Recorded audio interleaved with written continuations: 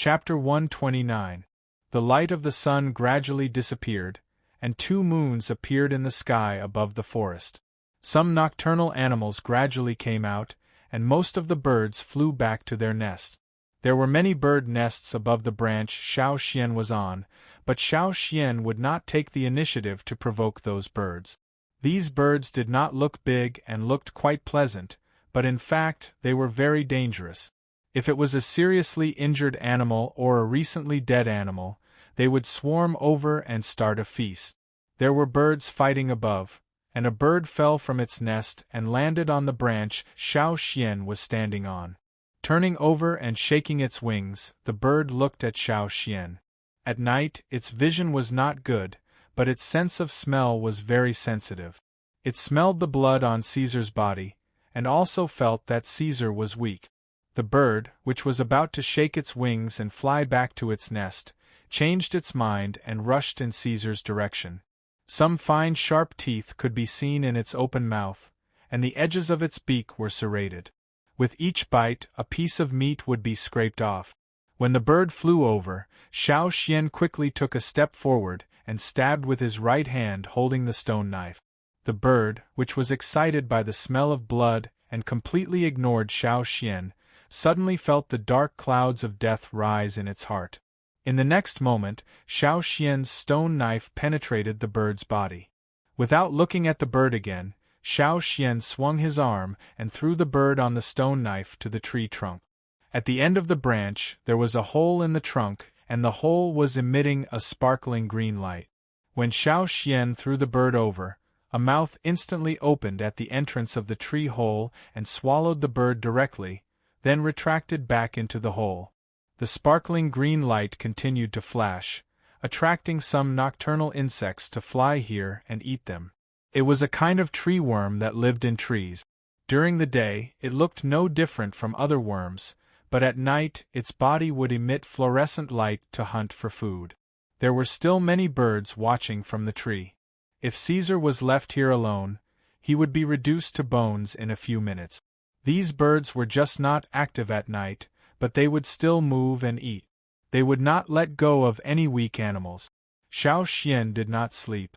In the forest at night, even if he stayed in the trees, it was only a little safer. There were still many dangers in the trees, so he had to be vigilant at all times. When Xiao Xian was looking for vines to make a stretcher, he found a few herbs and gave them to Caesar. However, the effect was not good. As time passed, Caesar's condition was still deteriorating. After all, Caesar was not a totemic warrior. If he had the recovery ability of a totemic warrior, he would be able to hold on for a while. Many totemic warriors could hold on until they were sent to the tribe. However, Caesar was just an ordinary wolf. His congenital condition determined that he could not become a stronger beast or even a ferocious beast in a short period of time. In terms of physical fitness, he was not even comparable to most of the wolves in the new wolf pack. His recovery ability was limited. Xiao Xian could not change this. Thinking of this, Xiao Xian could not help but sigh in his heart, feeling a little sad. After all, he had not been in this world for long before he started to raise Caesar. More than 2 years, thinking of this, Xiao Xian suddenly froze. Recovery? Yes, recovery. Caesar's recovery ability was not impossible to change.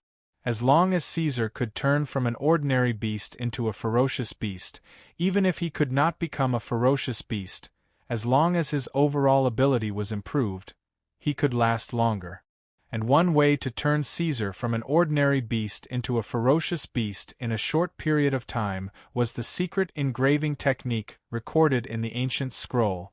According to the ancient teachings, the target who used the secret engraving technique had strict requirements. As for Caesar, first, he could follow the hunting, and second, his loyalty was good. Even if he did not completely meet the requirements of the ancestors, Xiao Xian decided to give it a try. Xiao Xian was not absolutely sure about the secret engraving technique, so he had not used it on Caesar. But now, except for this, there was no other choice. If he tried, he could fail or succeed. If he failed, Caesar would not see the sun tomorrow. If he succeeded, Caesar would live. But if he did not try, Caesar would definitely die. Hey buddy, Xiao Xian touched Caesar's wolf head. There is a way to save you. If it succeeds, you will become more powerful, and you may even become a ferocious beast. If it fails, you can only say goodbye to this world. Caesar opened his eyes and wanted to touch Xiao Xian's hand with his nose, but he had no strength. He could only open his eyes and look at Xiao Xian. Gusts of night wind blew, and the branches swayed. Some weak moonlight penetrated through the gaps between the leaves and shone into Caesar's eyes. The reflected light made the wolf's eyes look a little scary, like two flashing lights. In the forest, many animals' eyes at night looked like this. Xiao Xian was not afraid. He raised his hand and touched Caesar's wolf head. Okay, as long as you agree. Hold on, buddy. Old Ku is still waiting at home. There are still a bunch of cubs in the tribe waiting for you to teach them a lesson. Without you, they may not last long and will be cooked. And the wolves that killed your tribe are still alive. Do you want to continue taking revenge? The engraving secret technique was not only the will of the caster, but also the will of the receiver.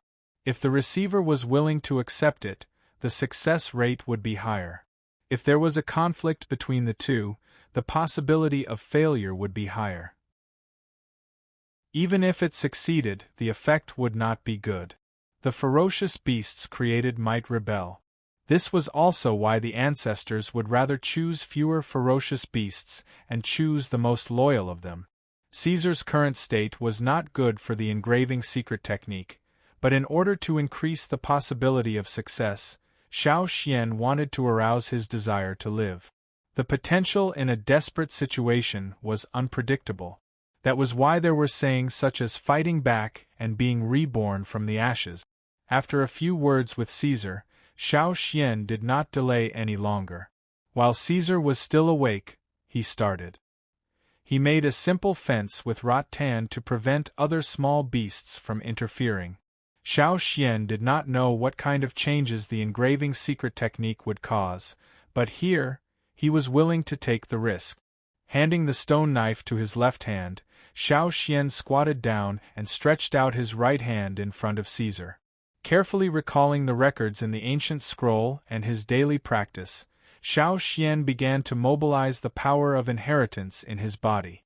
In the sea of consciousness, at the bottom of the totem flame, near the two horns, the blue flame gradually increased, and a trace of blue separated from it. At the same time, under Xiao Xian's right palm, the trace of blue began to form the shape of two horns. It was not just a flat figure, but a three-dimensional totem shape, far smaller than the one in the tribe's fire pit. It was only the size of a walnut. The two horns gradually formed. When the engraving was completed, some blue flames began to gather around the horns. Then, above the blue flames, a red flame began to appear. During this process, Xiao Xian did not dare to be the slightest bit careless. The slightest mistake could cause the engraving to fail and the totem to scatter. When the red flame finally appeared and stabilized, Xiao Xian was slightly relieved. This proved that the engraving of the totem by the power of inheritance was successful. But this was only the beginning. After the engraving, it was time for the imprinting.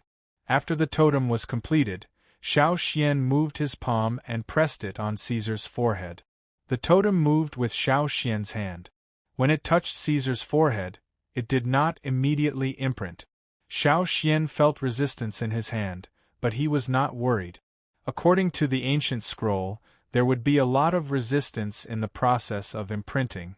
After all, he was not a member of the tribe, not even a human. Naturally, there would be some resistance. Without stopping, Xiao Xian continued to slowly imprint the totem. He could not rush, but he could not be too slow either. He had to control his own speed. The ancient scroll did not explain it clearly, so Xiao Xian could only rely on his intuition. As Xiao Xian's palm pressed down, the two-horn totem was slowly imprinted on Caesar's forehead. With his palm on Caesar's forehead, Xiao Xian did not immediately withdraw his hand after completely imprinting the totem. Instead, he helped to guide the flow of totem power in Caesar's body. Caesar still had consciousness, so he began to follow Xiao Xian's guidance and began to mobilize this new power. It knew what this was. Every year at the end of winter, when the tribe held a sacrificial ceremony, it would feel this power. However, the difference was that it had avoided this power the last 2 times, but now it felt close to it. When Caesar's consciousness began to take control, Xiao Xian withdrew his hand. Wiping the sweat from his forehead, he looked around. If there had been a beast or a ferocious beast, he would have failed. Fortunately, there was no movement for now. Looking at Caesar lying on the branch, Xiao Xian could only help here. In the secret technique of engraving, this was all he could do. The rest was up to Caesar. If he could master and accept this power, he would have succeeded. If he could not, he would not be able to hold on for long with such injuries. Soon, Xiao Xian noticed that Caesar was trembling. The more he shook, the more his whole body began to twitch. Puff! Caesar spat out blood directly onto Xiao Xian's body. Crack! Crack! Crack! Crack! With the crisp sound of bones, Caesar's whole body swelled up. It was only his bones that held it up. His fur clung to his bones, making him look like a bag of bones. What happened? Xiao Xian looked at the scene in front of him in shock. The ancient scroll did not mention such a reaction. It only said that after the hounds and totems merged successfully, they would grow into beasts that were stronger than other beasts in a short period of time. The stronger ones would even become ferocious beasts. But the short period of time mentioned in the ancient scroll did not mean a few minutes or hours, but dozens of days.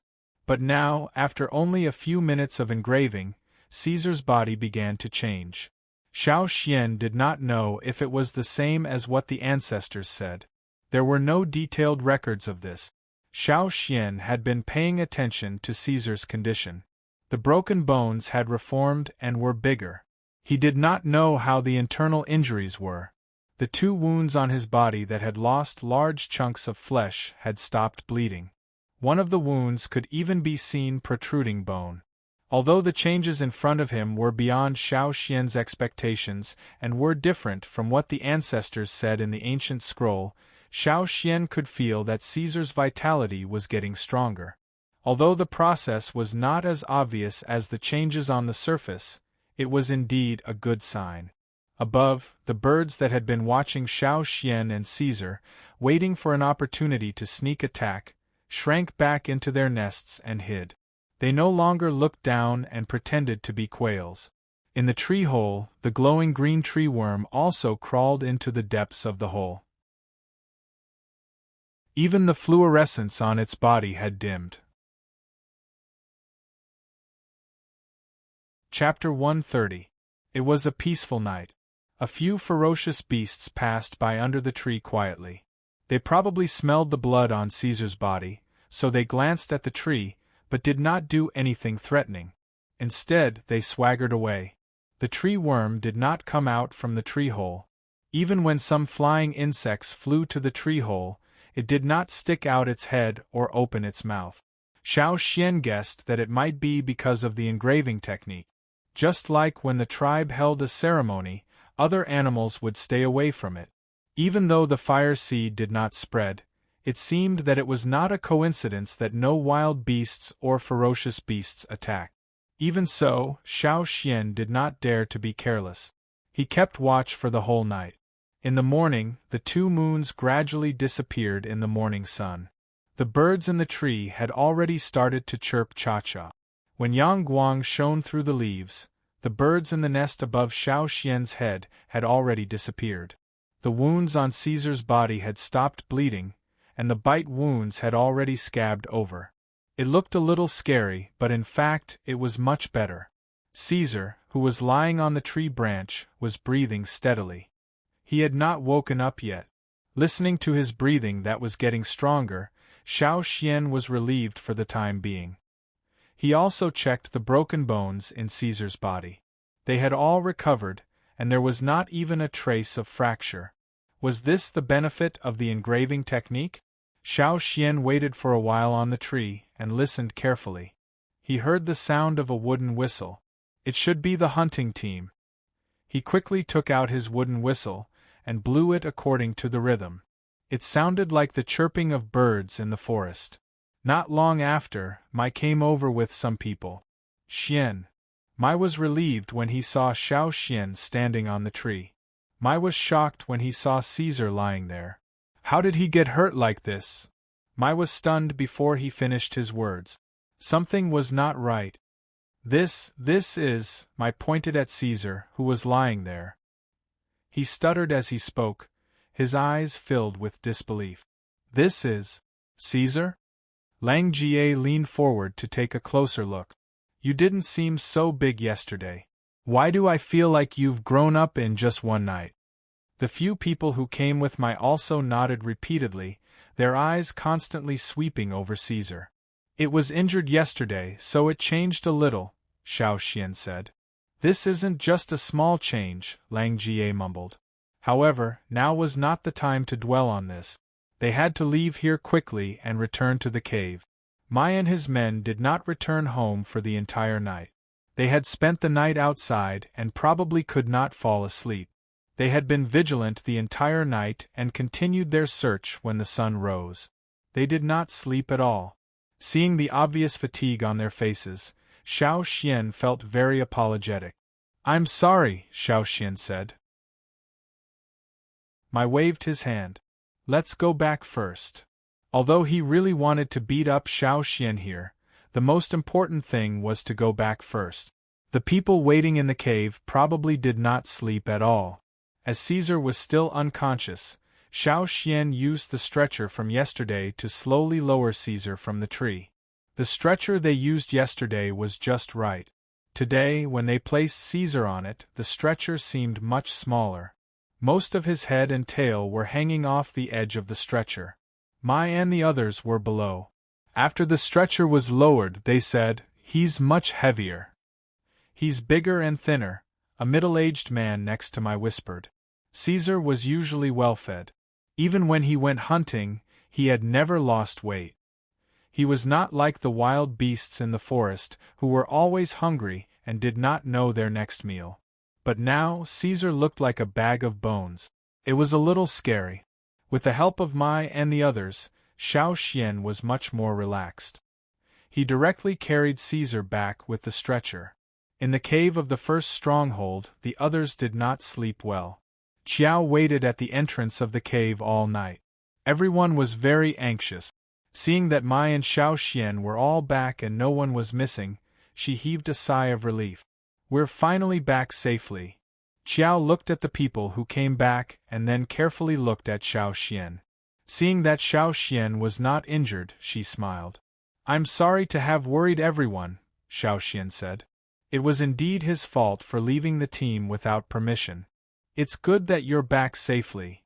Qiao was about to ask about what happened yesterday when she saw the stretcher. Her first reaction was that something had happened to Caesar. Her second reaction was that something was wrong. Let's go in first. Mai carried the stretcher back to the cave.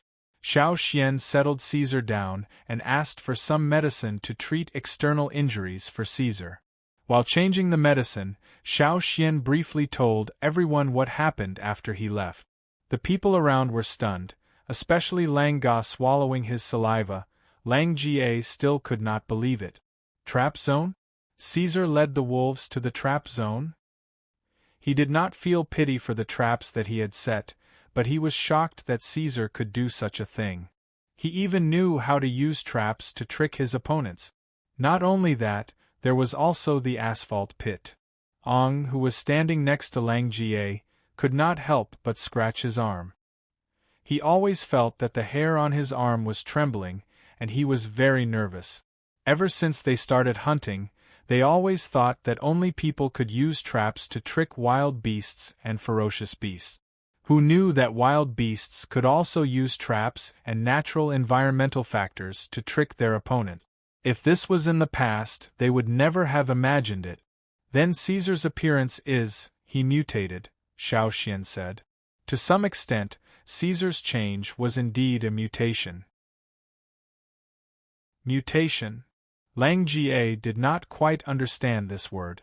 In other words, Caesar may change from a wild beast to something closer to a ferocious beast, or even directly become a ferocious beast, Xiao Xian explained simply and straightforwardly. Everyone's jaws almost hit the ground. A wild beast in the team was enough to make them discuss for a long time. Now, Xiao Xian told them that this wild beast had become a ferocious beast. That was a ferocious beast. This was a huge leap in level. Were they going to hunt with ferocious beasts in the future? Listening to this, they were so nervous but also excited. It's hard to say now. Let's wait until Caesar wakes up and see, Xiao Xian said. Well, I guess everyone didn't rest well yesterday. Let's rest today and go hunting tomorrow, Mai said. Xiao Xian lay down next to Caesar, leaning against the cave wall. When no one was paying attention, he took out the fire crystal that the shaman had given him from the animal skin bag. Last night, in order to use the secret engraving technique, he had consumed a lot of totem power. During the engraving, he had to maintain a high level of concentration, and after the engraving, he had to continue to be vigilant. At that time, he was too tired, so Xiao Xian grabbed the fire crystal and used it to replenish his energy. The originally fiery red fire crystal's color was a little lighter and not obvious, but Xiao Xian could see it. Just this slight change was enough for at least 3 people to absorb the energy emitted by the fire crystal. He did not expect that he had consumed so much energy unknowingly. The secret engraving technique consumed a lot of energy, so he had to be more careful in the future. When Xiao Xian and the others were resting in the cave, Mai did not go to sleep immediately, but led them to the trap area. There were indeed several wolf corpses in the trap area, but they had been eaten by other beasts and scavengers. Most of the corpses were just bloody skeletons. After such a long time, the smell of blood had already attracted some surrounding animals. Naturally, there were no intact corpses left. It's true. Qiao opened his eyes wide, and carefully checked several traps that had been set. Xian didn't lie. Well, Caesar really understood. Not only Qiao Mai and his wife, but also the others who came with them, all thought of the cubs left in the tribe. If they became like Caesar in the future, that will be a great help. Qiao said. A help that may change the entire hunting team. Everyone was still a little worried. If those cubs grew up in the future, would they be harmful to the tribe? But, on second thought, since the shaman had agreed, it was naturally a good thing. Everyone's thoughts were simple. Even if they had other ideas, if the shaman said it was okay, then it was absolutely right. Well, they just had to believe in the shaman. After thinking it through, Mai and the others felt much more relaxed. The others even urged Mai to catch 2 cubs for Yang Guang and his sister, so that they could ask Xiao Xian to help train them. Mai did not say yes, but also did not say no. At night, everyone gathered around the fire and discussed the cubs in the tribe in the future. Suddenly, Caesar, who was lying next to Xiao Xian, moved. Lang Jie, who was closest to Xiao Xian, also felt it, and immediately went over. Hey, Caesar is waking up? Lang Jie was about to take a closer look, but when he lowered his head, he saw Caesar's wolf eyes open, and he paused. Lang Jie felt as if he had fallen into an ice cave, and a chill rushed from his back to his head. The muscles all over his body tightened, and the smile on his face froze instantly. The veins on his arms stood out, and he forced himself not to pull out his stone knife and cut Caesar. Those eyes were filled with killing intent, cruelty, and coldness. Lang Jie saw such eyes every day in the forest. What's wrong? The others gathered around. Lang Jie opened his mouth, and was about to tell the others to stay away. But soon, he found that the emotions in those eyes had changed. They became much softer, and when he looked again, he found that they were still the wolf eyes he was familiar with. It was Caesar. Not the ferocious beasts in the forest. Seeing Xiao Xian coming over to check Caesar's wounds, Lang Jie moved his cold hands and smiled. It's nothing, as long as Caesar is awake. After waking up, Caesar slowly stood up and moved around in the cave. Why do I feel that every time Caesar comes close to me, I'm very nervous? Tu said to the people next to him. Me too. Ba also said. There was still meat in the cave, so Xiao Xian cut some for Caesar. After waking up, Caesar's appetite became much bigger. He ate half a deer, but he was still not full. But there was not much food left in the cave, so he did not continue eating. The next day, the hunting team set out to continue hunting. The skinny Caesar set out with the hunting team. Shouldn't we let him rest for a few more days? Mai asked Xiao Xian. No need, he's fine. Mai saw that Caesar wasn't forcing himself to walk.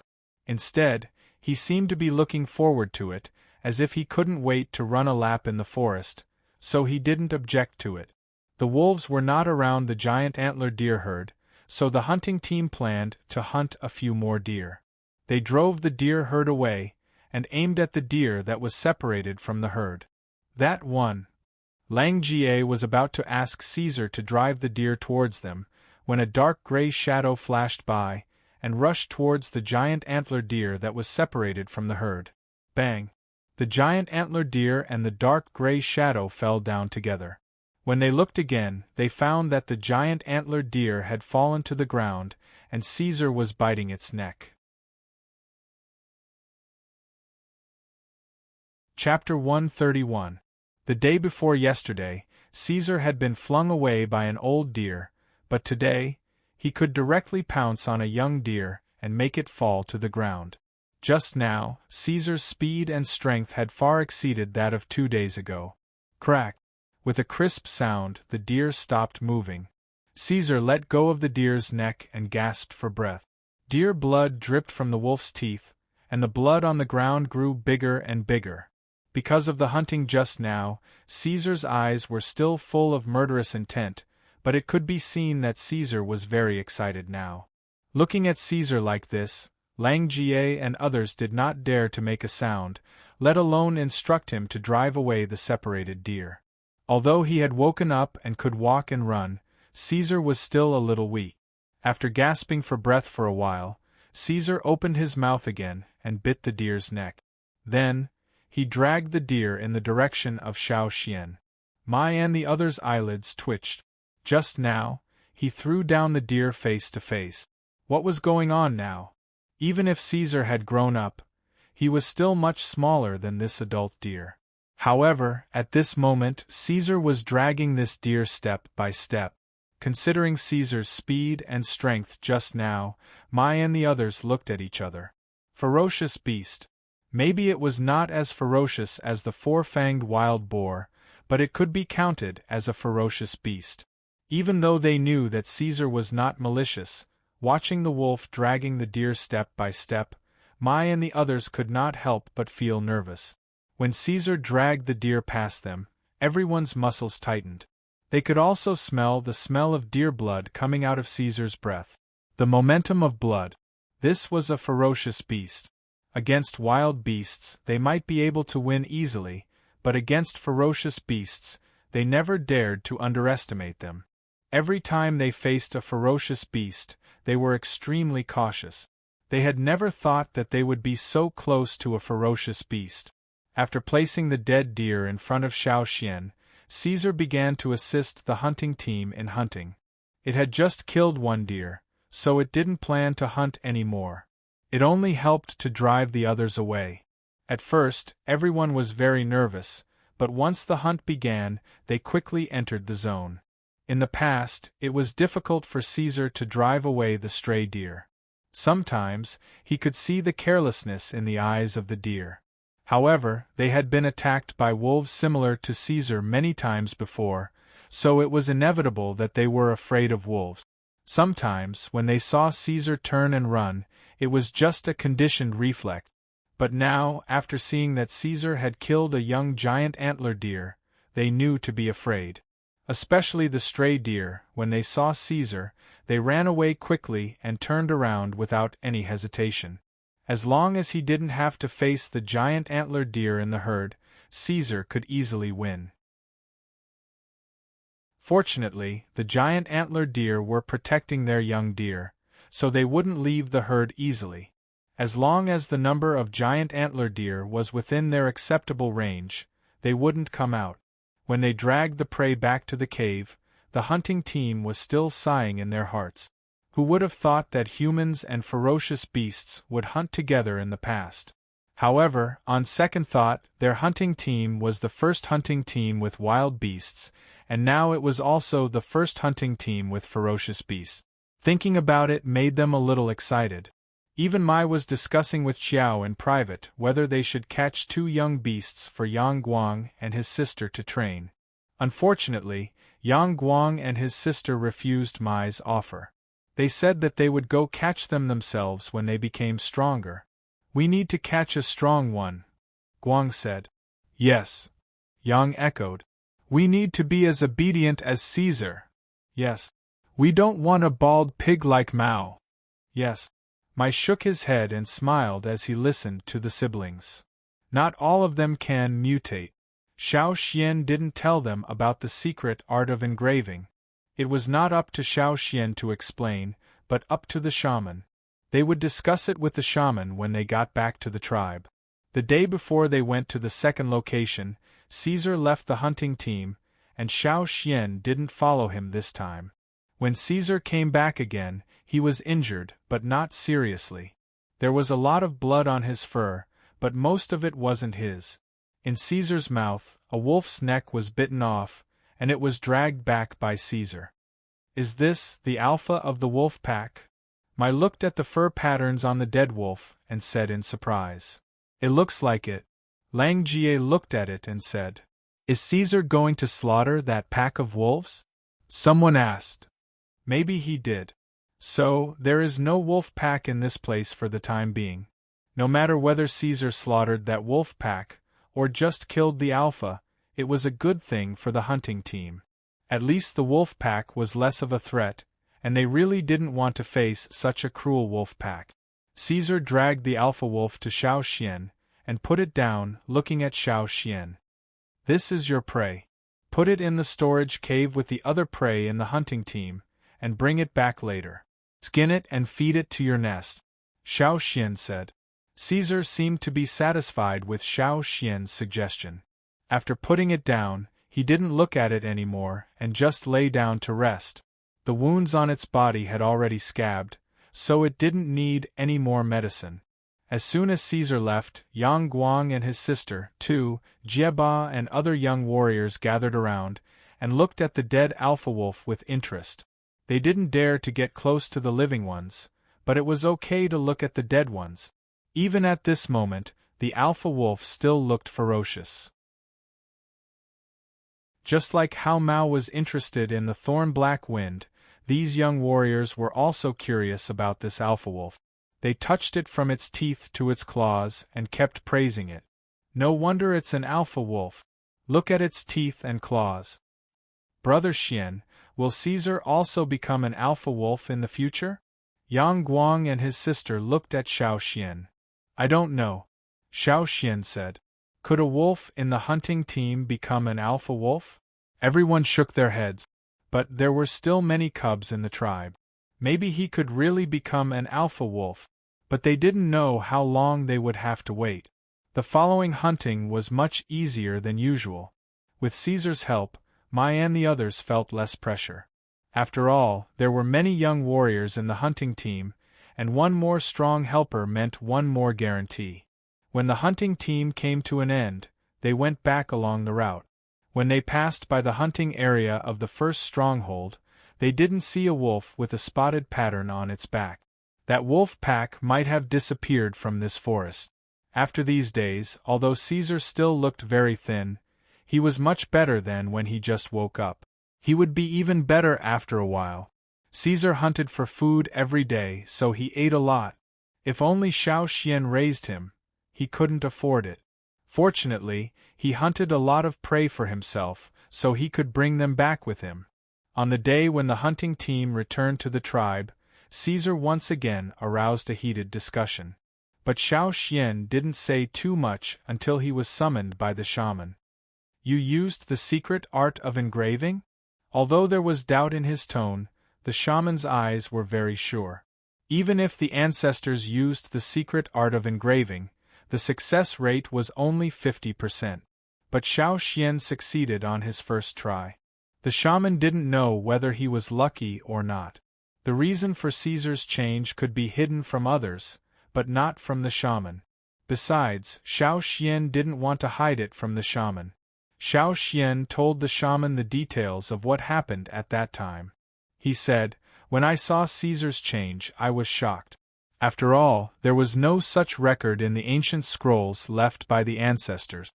In order to be sure, the shaman carefully looked through the animal skin scrolls related to the secret art of engraving. Indeed, there was no record of Caesar's change. According to the animal skin scrolls, after the engraving was successful, the changes of the hunting dogs didn't happen so fast or so violently.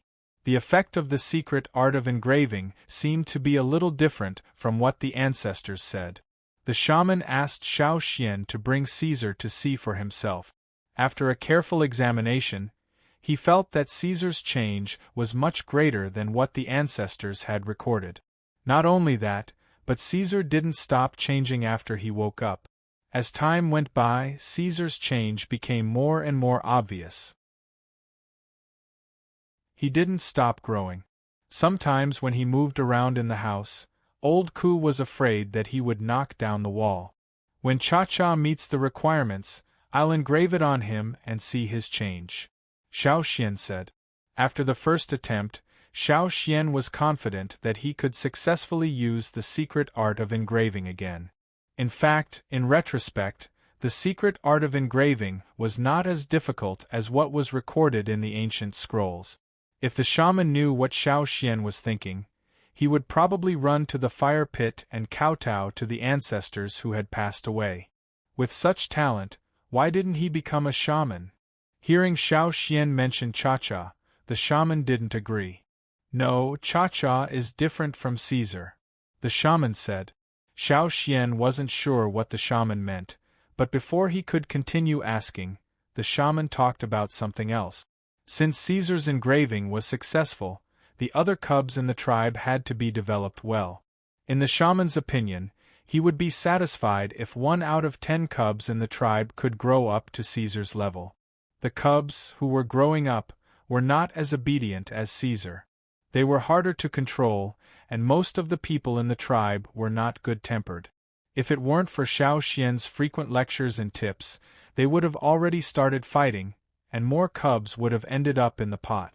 After leaving the shaman's place and going down the mountain, Xiao Xian saw several cubs following behind Caesar. Compared to when they had just arrived, the cubs had grown up a lot. By this time next year, they would be a small wolf pack. When the several young men saw Xiao Xian, they hurried to ask for advice from Xiao Xian. Some of them didn't take it seriously before, but when they saw the changed Caesar, they changed their attitude. After Xiao Xian left, the shaman came to the place where the ancient scrolls were kept. He opened a huge stone box, in which many ancient scrolls were neatly placed. The shaman took out several original ancient scrolls, all of which were related to the secret art of engraving. It seemed that the matter of publicizing the hunting dogs and the secret art of engraving could be put on the agenda. The shaman thought to himself. After taking out several animal skin scrolls, the shaman looked at the ancient scrolls in the big stone box, sighed deeply, and closed the stone lid. He believed that the dusty history would gradually reveal itself in front of everyone. Chapter 132. When Xiao Xian wasn't out hunting, he would go up the mountain every few days to hand in the animal skin rolls that the shaman asked him to draw. This time, Xiao Xian didn't draw the Wu roll, but an ordinary animal skin roll. The shaman wanted to let everyone know that their ancestors used hunting dogs to stimulate their enthusiasm for raising and training young beasts. However, there were some things that couldn't be disclosed, so he could only choose to disclose some. When the content was selected, the Xiao Xian, who was better at drawing than most people, would draw it. The annotations would also be selected from some parts of the original version, and not all of it would be written. Compared to the Wu roll, which required the use of the power of inheritance, the ordinary picture rolls were much easier to draw. In less than 10 days, Xiao Xian finished all 100 picture rolls with annotations.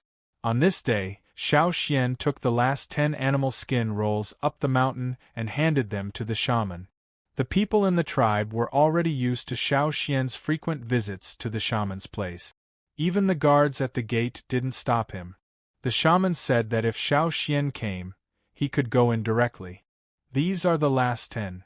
Xiao Xian put the 10 animal skin rolls on the stone table in front of the shaman, and let him check them to make sure that there was nothing out of the plan.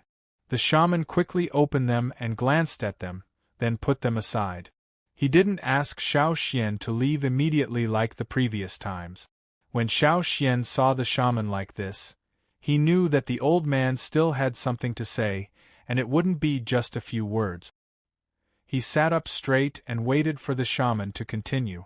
Seeing Xiao Xian's reaction, the shaman smiled first, and then his smile faded. He said, "Do you know what I, the chief, and the elders of the tribe are discussing?" Xiao Xian shook his head.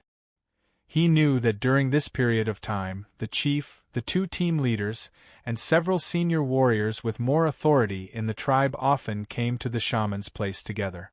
Seeing such a scene, he knew that it was not a small matter, so every time Xiao Xian came, he would not stay for long. Xiao Xian was not curious about the things that the shaman would tell him sooner or later. But now, the shaman didn't seem to intend to hide it anymore, at least not from Xiao Xian. The shaman took out a large animal skin roll and spread it out on the stone table. "Do you know what this picture is?" Xiao Xian leaned forward and looked at the drawing on the animal skin roll. Although the drawing was rough, it could still be seen. This is the tribe and the hunting route.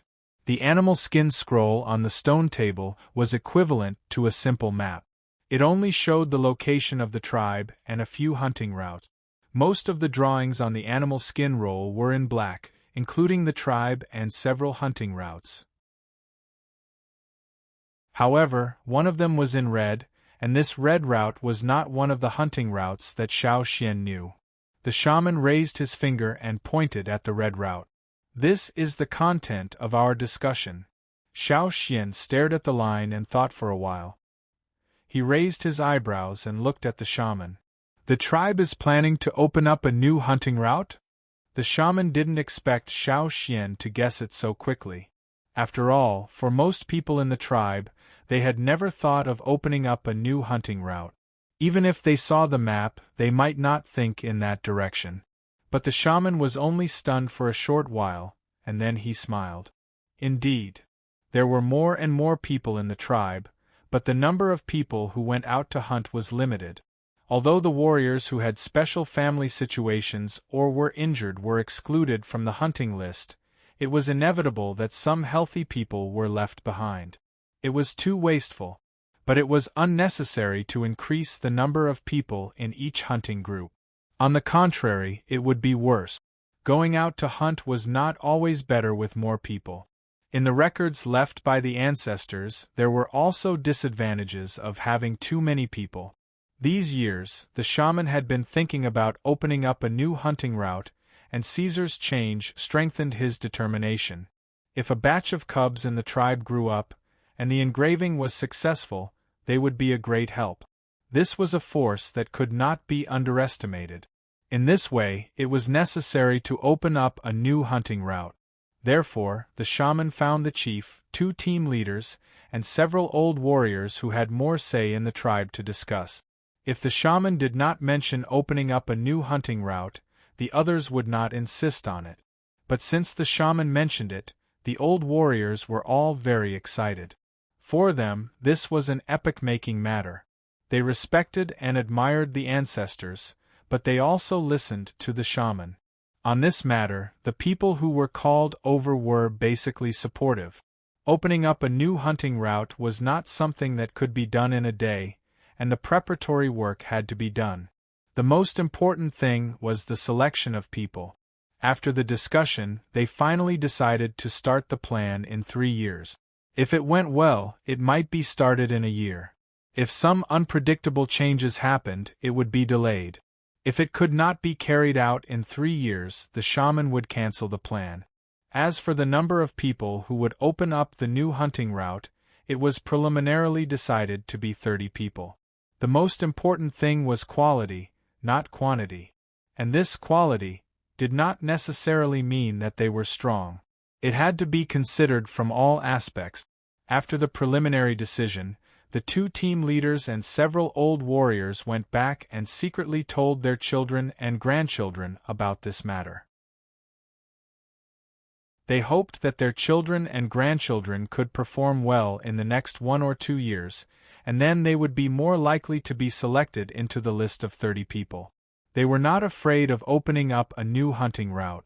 Almost everyone who heard the news was very excited, especially those young warriors. They were now in very good physical condition, and every time they went out to hunt, their performance was more eye-catching. Of course, they would try their best to fight for the quota of 30 people. Opening up a new hunting route like the ancestors was an honor that would be recorded in the history of the tribe. How could they not be excited? No wonder there were some people training crazily in the training ground recently. After the shaman finished speaking, he looked at Xiao Xian, who was sitting across the stone table. Xiao Xian's reaction was different from the others. As far as the shaman knew, everyone who knew about this was very excited. Some of them were even excited for several days. Even the chief was no exception. The chief and the 2 team leaders naturally had to participate in opening up a new hunting route. But why was Xiao Xian so calm? Was he not optimistic about the opening of the new hunting route? The shaman looked at Xiao Xian, who was thinking with his eyelids down. He was very curious about what Xiao Xian was thinking. Xiao Xian was silent for a while and looked up at the shaman. He did not talk about the opening of the new hunting route, but asked, "Have you ever thought about contacting other tribes?" When Xiao Xian said, "other tribes," there was no uncertainty at all. The shaman could hear that Xiao Xian was very sure that there were other tribes. The shaman, who was originally thinking about the opening of the new hunting route, now had a sharp look in his eyes. There was no smile on his face, which was completely different from his usual calm demeanor. At this moment, the shaman was like a war knife, and the blade of this war knife was pointed at Xiao Xian. At that moment, Xiao Xian almost jumped away, but he controlled himself and sat in the same place. He maintained the same expression as before, looking at the shaman. The atmosphere was tense for a while, and then the shaman gradually withdrew his aura. At first glance, he looked no different from usual, but the stiffness and seriousness on his face were extremely rare. He was not in the mood to talk about the opening of the new hunting route. The shaman took a deep breath and stared at Xiao Xian's eyes. "How do you know? Were there other people outside the tribe?" When the people in the tribe were bored, they would talk about it in private. They heard that there were other tribes, but they only existed in rumors.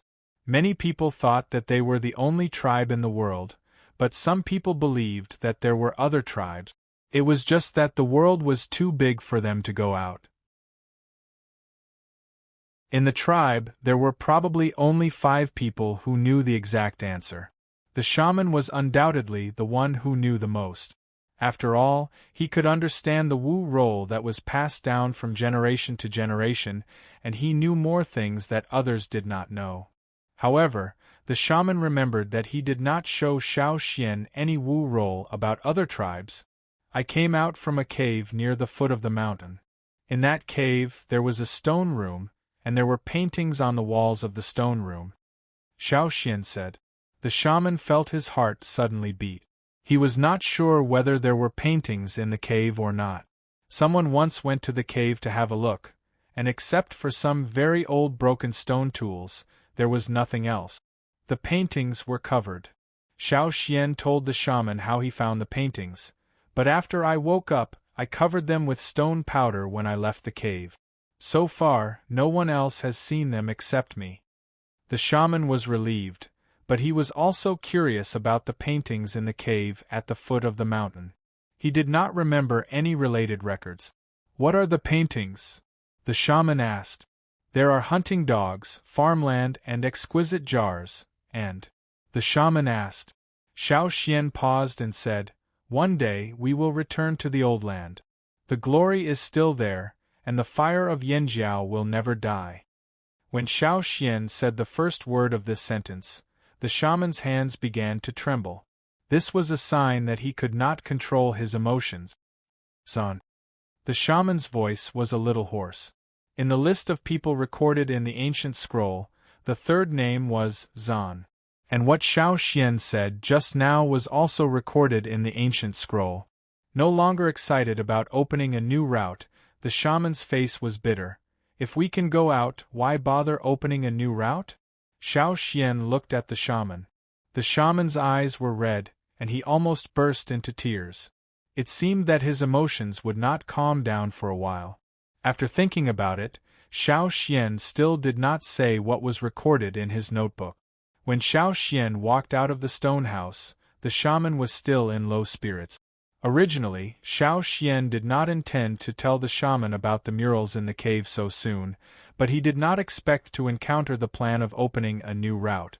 After thinking about it, he told the shaman about the murals. It seemed that the shaman did not want to go out, and many ancestors had probably tried before, but still did not succeed. Alas, there was still a long way to go. While walking, Xiao Xian suddenly heard a "ao-ao" sound coming from above. When he looked up, Xiao Xian wanted to throw a spear over.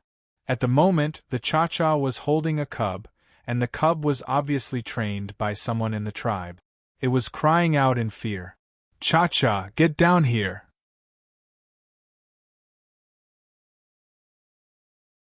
Chapter 133. Many people who raised cubs had little patience during training. Every day when they went to bed, they would think, "Why don't we cook them tomorrow?" But seeing the changes in Caesar, some people had expectations and decided to continue raising them. Xiao Xian said that cubs needed frequent training, so they took time out every day to train them. If it was inconvenient in the tribe, they would take them to the training ground. In the mountains and forests, many young beasts learned how to hunt by playing around, such as searching, chasing, pouncing on food, biting, and other skills. After training, some cubs would show their talents and surpass their peers in some aspects, while others were more ordinary. However, in the tribe there were still cubs left, and they were very talented.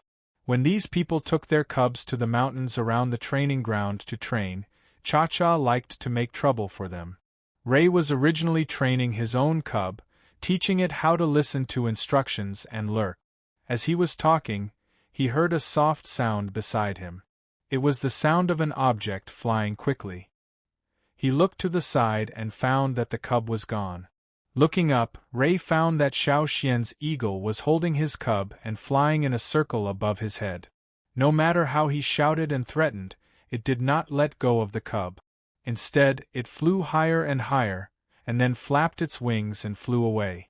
Cha-Cha flew back to the tribe with the cub, just in time to meet Xiao Xian, who was going down the mountain.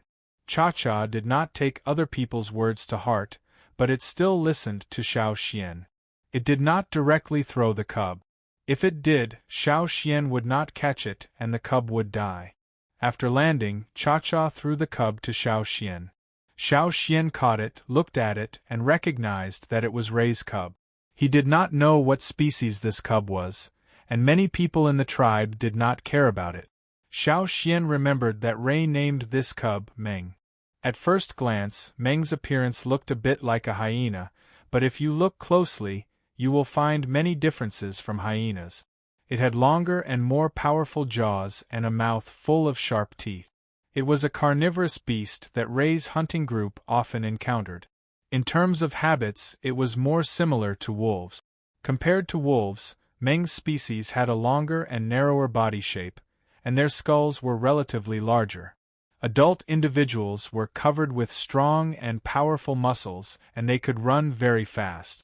They were a kind of predator that the hunting team had to be vigilant against.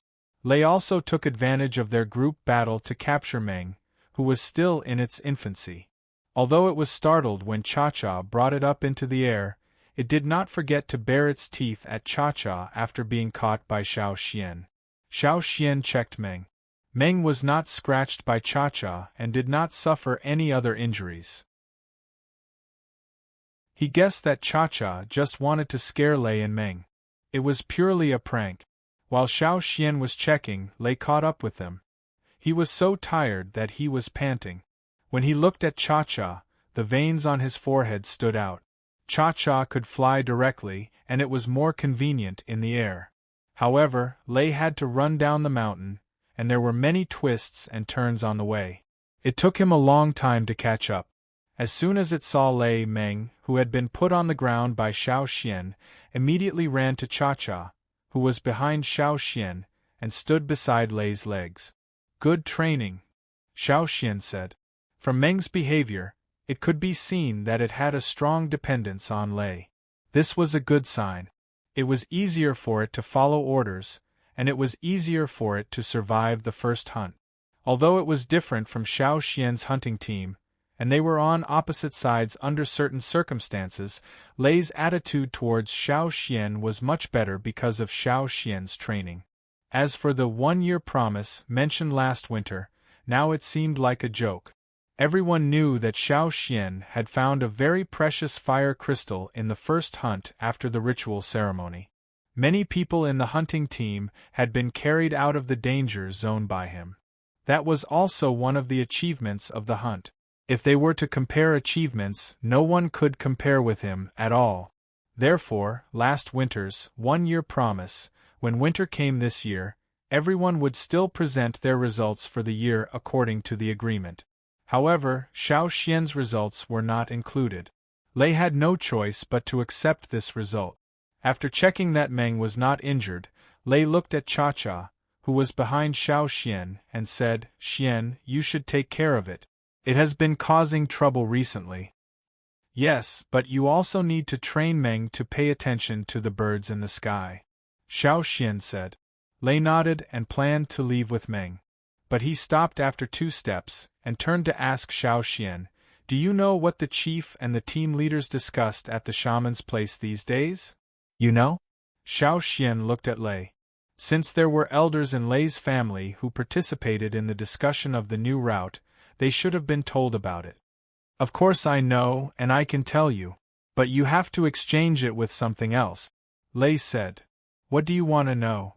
Xiao Xian asked. "I want to know the specific reason why Caesar became like this." Lei's eyes were shining with expectation. Between wild beasts and ferocious beasts, he naturally preferred the ferocious beast.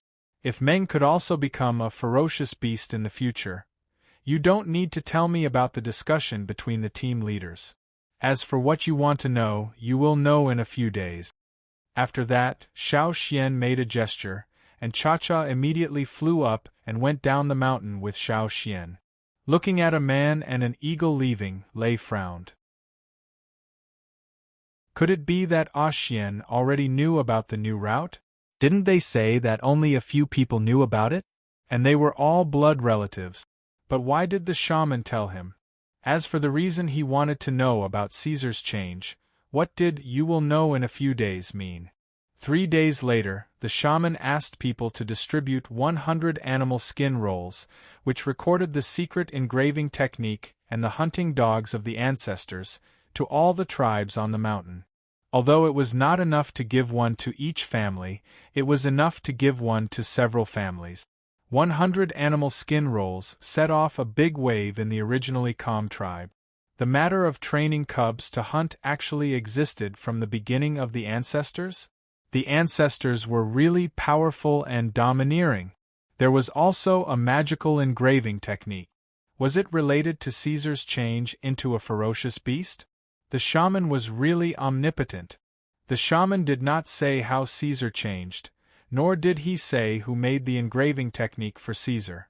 But, according to the record on the animal skin roll, only the shaman could use the engraving technique. Naturally, everyone thought that the shaman had already made the engraving technique for Caesar, and that was why there was such a change. When the shaman distributed these animal skin rolls, he also said that if there was a suitable beast in the tribe that was comparable to the hunting dogs, he would make the engraving technique for that beast. The shaman drew a big pie for everyone. How to eat it and how to eat more depended on each person.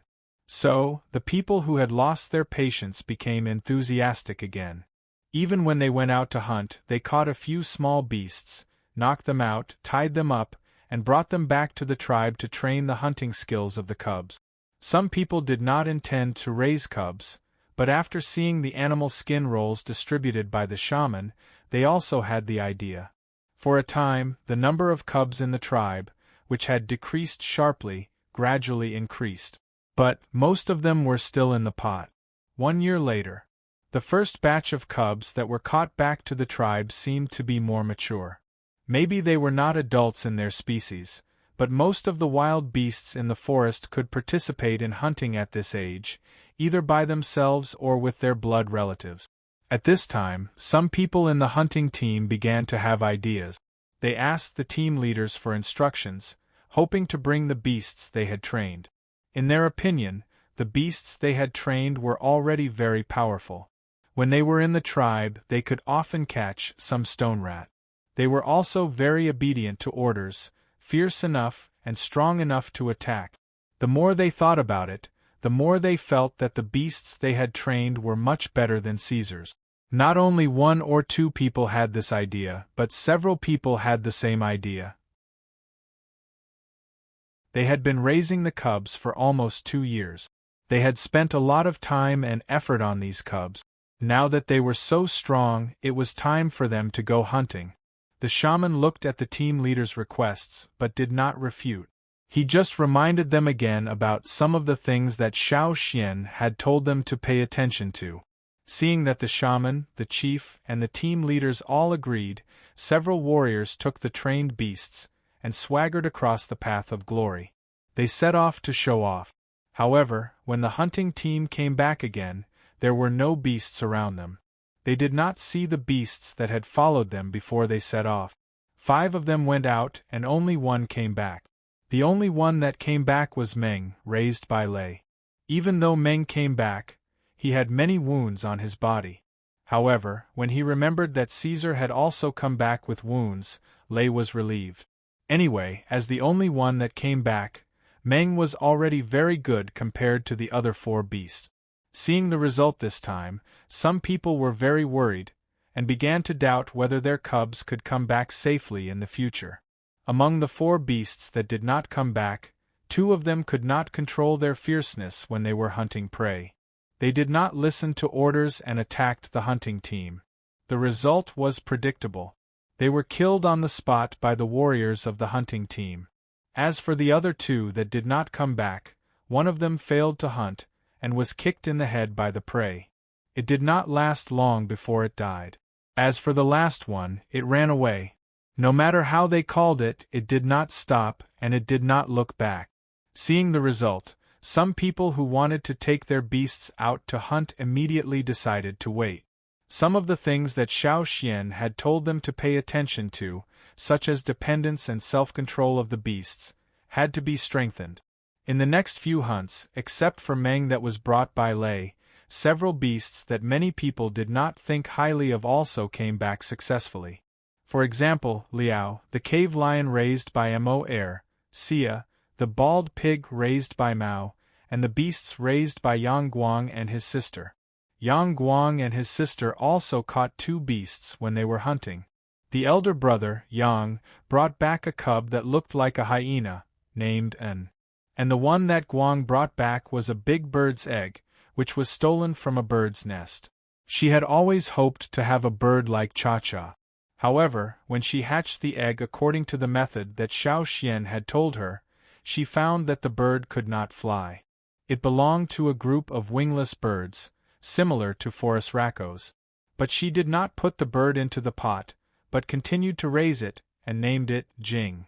After raising it for a year, the 2 beasts raised by Yang Guang and his sister were taken out to participate in a hunt. Their performance was not satisfactory, which made me very happy.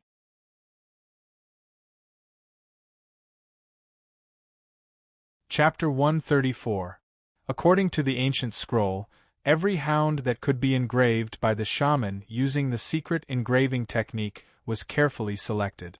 The number of hounds in the tribe that could barely meet the requirements could be counted with 2 hands. The shaman wanted to engrave these hounds as soon as possible. After all, the ancient scroll said that the effect of engraving in the early stage of the beast was better.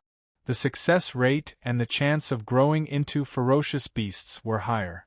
If he waited a few years or decades, even if the engraving was successful, the beast would not have much room to grow.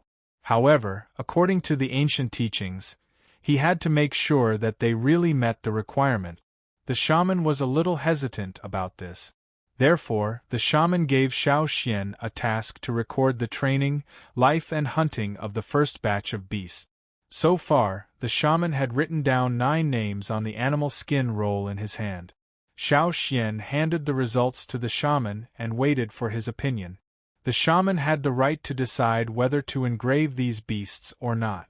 The chosen ones would be the first batch of beasts in the tribe to be engraved by the shaman. Xiao Xian naturally would not do it without permission. Whether it was Caesar, who had been engraved by Xiao Xian, or the other beasts, as long as the shaman could engrave a batch of them, they would become the 9 beasts with special status in the tribe. From birds, to ferocious beasts, to turtles, these 9 beasts could be said to be related to the sea, land and air. However, how they would develop in the future, and whether they would be the best or not was unknown. Only time could tell. Looking at the animal skin roll handed over by Xiao Xian, about half an hour later, the shaman sighed and said, "These beasts look good, but I am still worried." "What do you mean?" The shaman looked at Xiao Xian and said slowly, "When they are separated, their performance is not bad. But what will happen when they are together?" The shaman did not expect these beasts to be close and cooperate perfectly, but he at least wanted to make sure that they would not fight when they were together. When hunting, many beasts would fight with each other. If there was a big conflict after the engraving, the situation would be more obvious. In that case, it would not be safe. Xiao Xian was silent for a while and said, "So, you want to see them together? Not bad."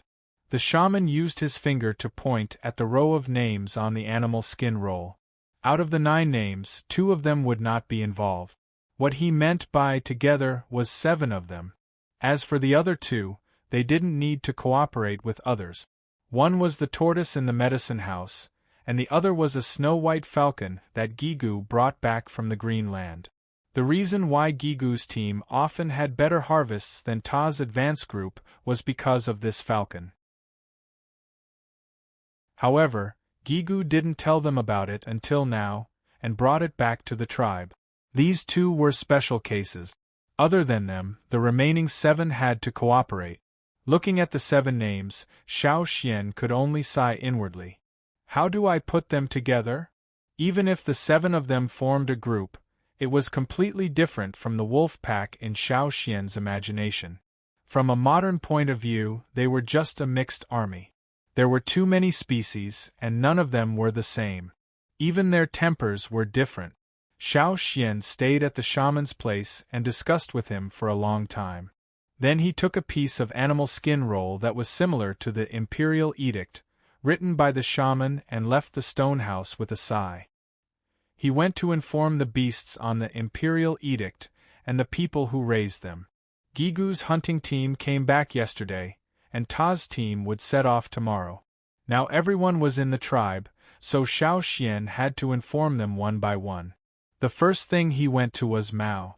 When he arrived at the door of the team leader's house, there was no one at the door, and he didn't hear anything inside. Xiao Xian shouted, "See ya!" Bang! A rather sturdy, bald pig broke out of the wall. Xiao Xian didn't know what to say. Looking at the big hole in the stone wall behind Siya, Xiao Xian decided to leave as soon as possible. Otherwise, Ta would be mad when he came back. Now, Siya's 4 teeth had grown out, and it looked much more majestic. However, It still had the title of Bald Pig. After Siya broke through the wall, Mao came out with a bitter face. He scolded Xiao Xian, "Why did you call it at this time? What happened to it?" Xiao Xian asked. "It was sleeping. Maybe it was dreaming. It's going to hunt tomorrow, so it's very excited." Mao rubbed his face hard. "If you have something to say, just say it. I have to fix the wall before my father comes back, or he will beat me again." Most of the houses on the mountain were made of stone. Siya's personality was not stable yet. It was like a young man, easily agitated. Once it was agitated, the house would be destroyed. Ta didn't allow it to live in the house, but as long as Ta was not there, Siya would force its way in. The door of Ta's house had been expanded several times. Xiao Xian didn't waste any time. He handed over the imperial edict of the shaman. "Read it yourself." Mao was thinking about how to fix the wall, but after reading the scroll, he forgot all about fixing the wall and getting beaten up. He rubbed his hands together and couldn't wait to set off. It was written that if the result was satisfactory, the shaman would choose the best one to perform the secret engraving skill. After 2 years of waiting, how could Mao not be excited when he finally saw the legendary secret engraving skill? "When are we going?" Mao asked hurriedly. "We won't be able to make it tomorrow. Let's do it next time," Xiao Xian said. Mao was a little disappointed, but it wouldn't be long. He could take advantage of this hunting to practice more. Next time, he would be able to amaze the world. Siya must be the best one, the shaman mentioned. Ignoring the excited Mao, Xiao Xian continued to inform the others to go to Lei's house, which was also on the mountain. Lei's pet, Meng, was also on the shaman's list. After Mao and Lei, the third one to be informed was Mo, who now lived on the mountainside. When Xiao Xian arrived, Mao, the cave lion, was lazily lying at the door and rubbing the ground. After hunting, it would sleep for a few days after eating and drinking. Since Mao was in the tribe, many people were less afraid of the ferocious cave lions. Seeing Xiao Xian, Mao, who was rolling at the door and licking its paws, swung its tail and knocked on the door. Soon, Mo came to open the door. He looked like he had just woken up. When he was alone, he was in good spirits after hunting. But since he took Mao with him, although he had more prey, he was physically and mentally exhausted. Mao's temper was not as good as Caesar's, so he had to keep an eye on it. "What's the matter?" Mo yawned and kicked the cave lion away. Looking at the cave lion, which was rolling on the ground lazily because of Mo's kick, Xiao Xian was not surprised at all. He gave the imperial edict to Mo and told him what he had said to Mao. Looking at the words on the animal skin roll, Mo shivered and was no longer sleepy. He breathed quickly. "I know, I will train it well." After leaving Mo's place, Xiao Xian went to Qiaomai and his wife's house to inform Yang Guang and his sister about this matter. At the same time, the shaman chose to let the mixed army join the first hunting group, which was Mai's group. He had to tell Mai about this. When Xiao Xian was discussing with Qiaomai and his wife, An and Jing were playing in the expanded yard. The two of them did not match the elegant name, An Jing, at all. Yang Guang and his sister were cheering them on. An attack from behind. Avoid its claws. Jing, pat it, peck it with your beak. Yes, yes, that's it. An was an animal that looked like a hyena but had hooves. Looking at its feet, one would think it was a vegetarian. But looking at the sharp teeth in its mouth, one would know that it was actually a carnivore. It looked like a sheep in wolf skin, but the skin did not cover its feet. Beneath this peaceful name was actually a ferocious beast. As for Jing, Xiao Xian admired this kind of bird that used its head as a hoe. With that kind of head, when it ran and bumped into the prey, it would shake its head as if it had hit the prey with a brick. Sometimes it would kill the prey with a peck. It was totally different from Cha-Cha. After notifying them one by one, Xiao Xian went home to pack up the tools for tomorrow's departure. Since the end of last year, Xiao Xian had taken Cha-Cha out for hunting. And Cha-Cha did not disappoint. It performed well and did not make any trouble. At most, it caught a baby deer from the herd without permission. Later, when the giant horns in the herd saw the figure in the sky, they all became alert. The first time, Cha-Cha succeeded because of their carelessness. Later, when they became alert, it was difficult for Cha-Cha to succeed again. More than 20 days later, Ta took the hunting team out and returned. Then, Gigu's team also took turns to set out. But this time, Emoer and Lei stayed in the tribe to train with Xiao Xian, Mao, and Yang Guang and his sister. As Xiao Xian thought, when these beasts gathered together, they could fight for a small stone rat for a long time, let alone cooperate. Fortunately, Caesar, as a ferocious beast, was here. As soon as he saw them fighting fiercely, he went to mediate. During this period, the people in the tribe often heard the roars of beasts coming from the training ground. At first, they were nervous, but soon, they got used to it. They could tell which beast was roaring. Although these beasts did not get along well at the beginning, it was still humans who played an important role in it. Because of human factors and Caesar's violent suppression, these beasts finally stopped fighting after 5 days. 10 days later, these beasts learned the preliminary cooperation. 15 days later, their cooperation was further improved. 20 days later, they could barely satisfy Xiao Xian. The shaman did not expect these beasts to cooperate well. After all, they might still hunt separately in the future. This time, it was just a way to test their temperament again. As long as they obeyed all the orders and returned safely, the shaman would definitely mark them immediately. So, on the day of departure, as long as the tribe was not on patrol, they all gathered on both sides of the path of glory to watch the team. In the team, the conspicuous beasts became the focus of everyone's discussion. I felt a lot of pressure. A few years ago, they would guard against the beasts when hunting, but now they were standing in their own team. Lang Jie touched his neck uncomfortably. Behind him was Guang's forest raccoes. He was afraid that the forest raccoes would peck him. His fragile neck could not withstand a peck from the forest raccoes. The shaman stood on the top of the mountain, looking at the hunting team going down. He bowed to the fire pit, praying for the ancestors' blessing and that each beast could come back safely. There were at least hundreds of cubs in the first batch, but today only a few of them were left. How difficult it was. Although the shaman felt that these beasts were certainly not as good as the hunting dogs of the ancestors, they should not be too bad, right?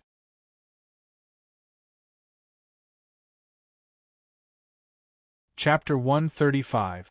The team was a little big, so the warriors in the hunting group were all very curious about the beasts that came with them. When Caesar came with them for the first time, everyone was worried. Now they were used to it, and when they saw so many beasts in their own hunting group, they felt a little proud. Look, our hunting group is the first one to bring so many beasts with them. However, when they really climbed over the mountain and came to the first stronghold, they found that it was not a good thing. With the addition of these beasts, the amount of prey they could hunt decreased significantly. Xiao Xian did not put them all together at once. When the hunting group went out, they also divided into 2 groups, and the 7 beasts that came with them were also divided into 2 groups.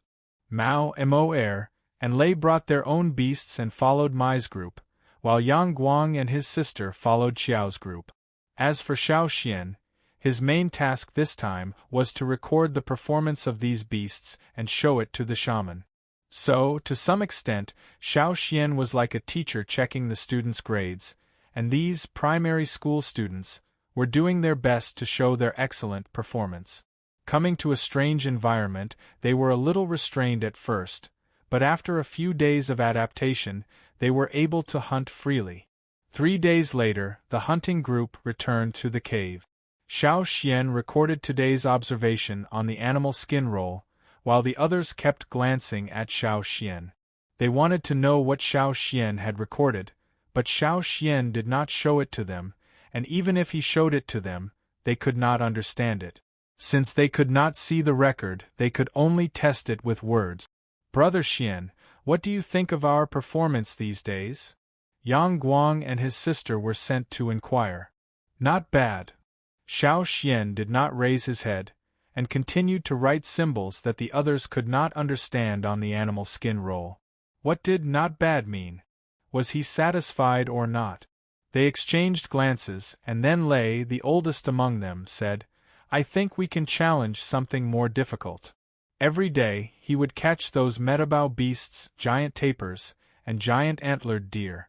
According to the point of view of most warriors in the tribe, the difficulty of hunting and one's strength could not be reflected without some serious injuries. Since he was going to show the results to the shaman, he had to show them something even better. So what if he was injured? What do you want to do? You want to challenge the giant horn in the giant antlered deer herd? Mao said sarcastically. Ray shook his head. There are too many giant horns. It's too difficult. I heard there's a new thorn black wind in one of the pools. She only came out at night. Then what do you want to hunt? Horned rhinoceros. There's more. Yang Guang and his sister joined in the discussion. There's a giant bear at the asphalt pit. They were arguing over who to challenge next. The argument in the cave gave Xiao Xian a headache. He waved his hand and said to those who were arguing, Stop arguing. Let me be alone. The cave quieted down for a while. But soon, Xiao Xian felt something was wrong. He looked up and saw a giant bird's beak. Xiao Xian was speechless. He pushed the big-headed bird aside. I'm not talking about you. Go play somewhere else. According to the observation of these days, Xiao Xian analyzed the advantages and disadvantages of these beasts. Xiao Xian also heard their discussion. If you really want to challenge something more difficult, you can try that giant bear. But you have to plan well. Only those who can go back alive will have hope. Those who die here will have nothing. Xiao Xian still had to remind them. Otherwise, if these people were too hot-blooded and overestimated themselves, he would not be able to explain it to the shaman when he went back. If they wanted to challenge something more difficult, they had to work together. One or two of them could not defeat the giant bear. After all, the giant bear was a ferocious beast. The two beasts raised by Yang Guang and his sister played together since they were young. When they grew older, they fought each other at home. When they came out, they worked together to fight against the outside world. They formed a tacit understanding between them. At the same time, they also learned self-protection. For example, before they left the tribe, Guang's forest raccoons learned not to chase its prey from the front, but from the side, because it was easy to be trampled from the back. Yang's forest raccoons also learned to dodge attacks more flexibly. This was the main reason why these two beasts were more successful than the other ones. Their cooperation in the past few days was obvious to all. 2 days later, they went out together and went to the asphalt pit. For their sake, Qiaomai and his wife did not bring anyone to hunt. They hid in the surroundings, in case of accidents, and went out to help. Xiao Xian asked Caesar to help them and act according to the situation. Xian, you're not going to help? Lang Jie asked Xiao Xian, who was hiding in another tree. No, they have to rely on themselves. Xiao Xian said. This was also the shaman's idea, but he needed Xiao Xian to keep an eye on them. When necessary, he and Caesar would help them together. Thinking of the conversation with the shaman that day, Xiao Xian sighed in a low voice. The old faker is squeezing me dry. What? Lang Jie was nervously paying attention to the other side, so he did not hear what Xiao Xian said. No, I said they did well today. When Xiao Xian and Lang Jie were talking, Cha-Cha in the sky had already shouted, which meant that the other side had begun to act. When they could not beat the other side in terms of force, they had to outsmart it. According to their strategy, they first irritated the giant bear, then led it to the asphalt pit, and then knocked it down. Xiao Xian could not see the situation in the forest from where he was, but there were people like Mai around the place where the giant bear was active. If something happened, they would naturally blow the whistle. After a while, Xiao Xian heard a loud roar, and felt that the forest next to him shook several times. Soon, the sound of footsteps on the ground was also heard. Although it was heavy, it was also very fast. If one did not listen carefully, it was almost impossible to distinguish the sound of each step. In such loud and fast footsteps, there were also many other footsteps, such as the sound of hooves. Whoosh! A silhouette shot out. It was Ah Yang's pet. Following it was Forest Rakos and Lei's Meng. After the three rushed out of the forest, they ran in three directions. The giant bear, which almost caught up with the prey, paused at that moment, and then chased after Forest Rakos. Unfortunately, it was still one step behind. The big feet of Forest Rakos were not slow. It ran into one of the thin aisles in the asphalt belt like the wind. After running in, Forest Rakos vigorously moved its jaws.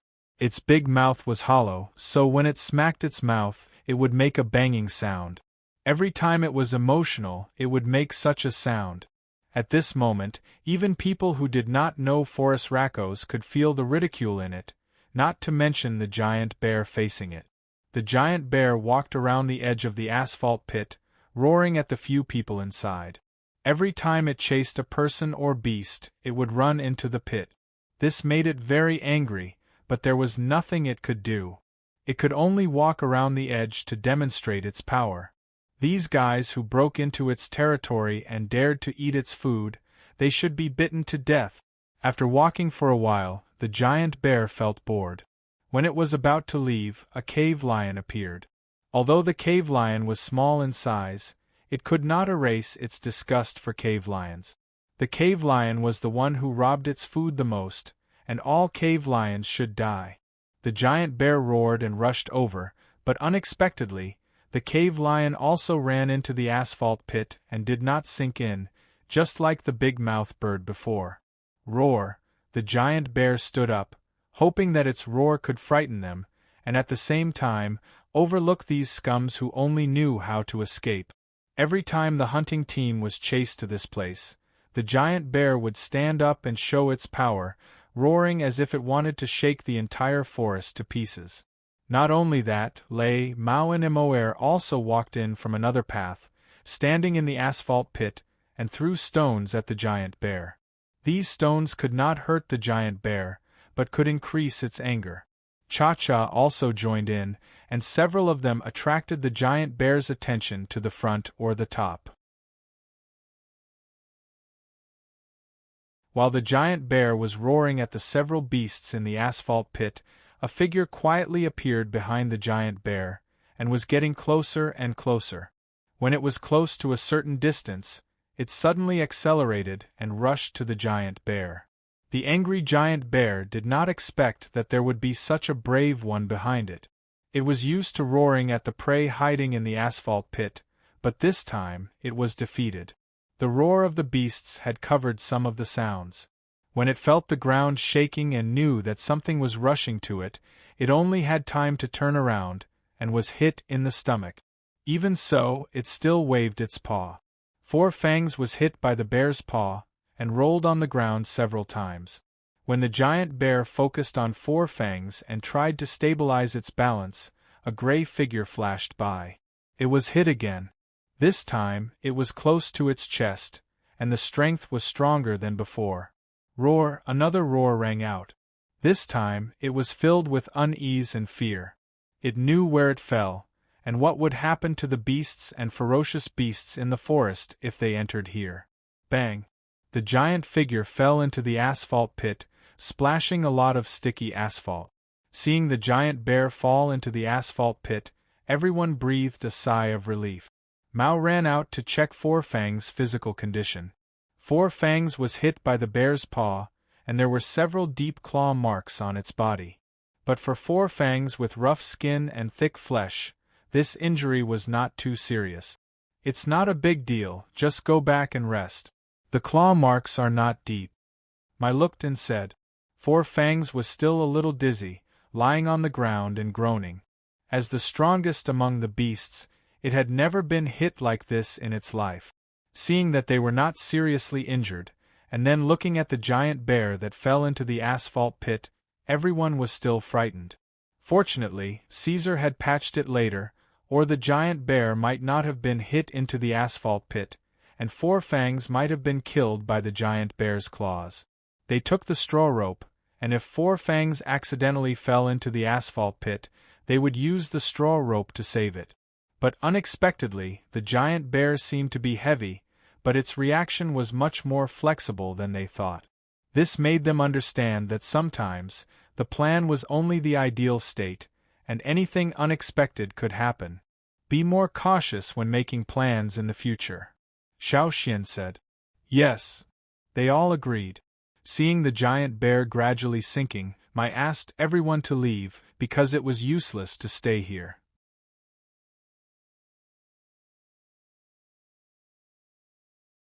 Chapter 136. After the first cooperation, the next few hunts went much smoother. At the same time, these young warriors became more cautious. Xiao Xian didn't join them. Sometimes he even let Caesar go with them. He didn't give Caesar more instructions. You don't care about Caesar anymore? Lang Jie was very curious. Since the giant bear, Xiao Xian had let Caesar move freely for several hunts. I'm training it to be independent. Caesar is very smart. Sometimes it can even help Yang Guang and the others. Xiao Xian said. Didn't you always tell them to be dependent on each other? Why are you talking about independence now? The specific situation needs to be analyzed. Different methods have to be used at different times. Xiao Xian answered. Since he couldn't understand, Lang Jie decided to stop thinking about it. He went to see what the other beasts were hunting. Xiao Xian stood on a tree and looked at a small stream in front of the tree. There were falling leaves and some broken twigs on the stream. The ancient people thought the fallen leaves were boats, and when they saw the black wood floating on it, they knew it was a boat. In fact, a boat was not as hard to make as Xiao Xian thought. A tree was enough. In the forest there were many thick trees. A section of the tree trunk could be made into a canoe. However, the material of the tree still needed to be checked.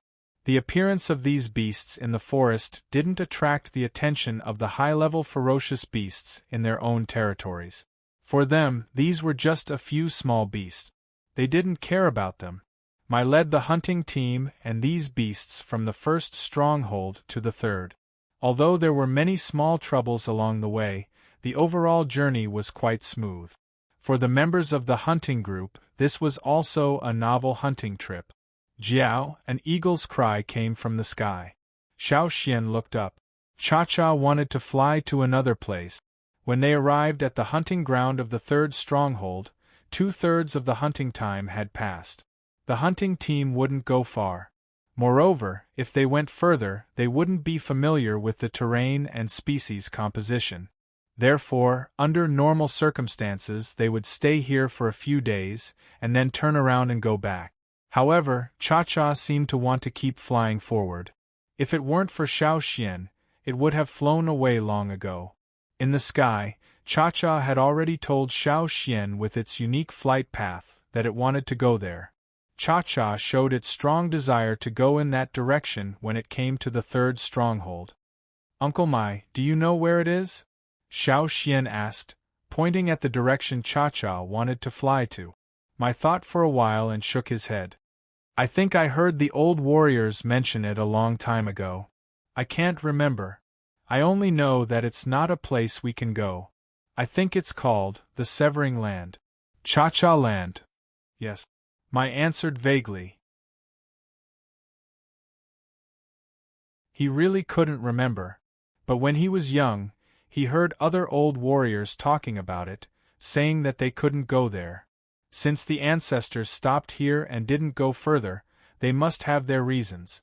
Out of their complete trust in their ancestors, every leader of the hunting group would not go any further after they arrived at this place. Even if they wanted to expand, they wouldn't go in that direction. Don't go there. Mai stared at Xiao Xian. He needed Xiao Xian's promise. After a pause, Xiao Xian nodded. Okay, I know. I won't go there. Mai finally smiled when he heard Xiao Xian's promise. He looked at the sky and waved to Xiao Xian, time to go back. Xiao Xian whistled, and then made a gesture to Cha-Cha in the sky. Jiao, Cha-Cha screamed unwillingly. It flew around the same place for a few more times, and then followed Xiao Xian back to the cave of the third stronghold. Because of its bad mood, it fought with an unknown bird on the way back. Unfortunately, the bird was more skillful. It only suffered a few scratches from Cha-Cha, while Cha-Cha was not only injured, but also bald. Mai felt even worse. Xiao Xian comforted it while applying medicine to Cha-Cha. When we go back, I'll ask the shaman what's over there. If it's okay, I'll take you there. As the return day was approaching, the hunters began to feel anxious. Although they felt that their beasts did a good job this time, they didn't fight, didn't cause any trouble to the hunting team, and even helped them to hunt a lot of prey. However, in the end, the only thing that was presented to the shaman was the animal skin roll in Xiao Xian's hand. Especially Lei, he had a conflict with Xiao Xian before, so he was worried that Xiao Xian would hold a grudge against him. Thinking of what other people did when he was angry, Lei dragged out a ferocious beast. This ferocious beast's level was not high, but it was the only ferocious beast that he and Meng had caught. In Meng's current situation, he could only catch wild beasts by himself. Xiao Xian looked at the prey in front of him and didn't know what to say for a long time. Was this blatant bribery? He had a lot of thoughts. Not only Lei, but the others also dragged their prey to Xiao Xian when they saw what Lei did. Guang's forest raccoon walked to Xiao Xian, shook its neck twice, and then lowered its head and spat out a piece of undigested bone in front of Xiao Xian. Xiao Xian. Seeing that Xiao Xian's expression was not very good, Yang Guang and his sister hurried to pull the forest raccoon away. Xiao Xian didn't record these bribes in the animal skin roll, but when he returned to the tribe and reported to the shaman, he said that these beasts were the reward for this trip. The shaman didn't care about this. He took the animal skin roll handed to him by Xiao Xian and studied it for 3 days. Lei, Mao, Yang Guang and his sister didn't know that Xiao Xian also recorded some pictures in the form of Wu roll when he was recording. And these pictures were the scenes of these beasts hunting prey with their unique hunting methods. The advantages and disadvantages, as well as the temperament of these beasts, could be clearly seen from the recorded words and the shaman's drawings. Xiao Xian didn't need to say much. After the first time, the shaman didn't make a decision immediately.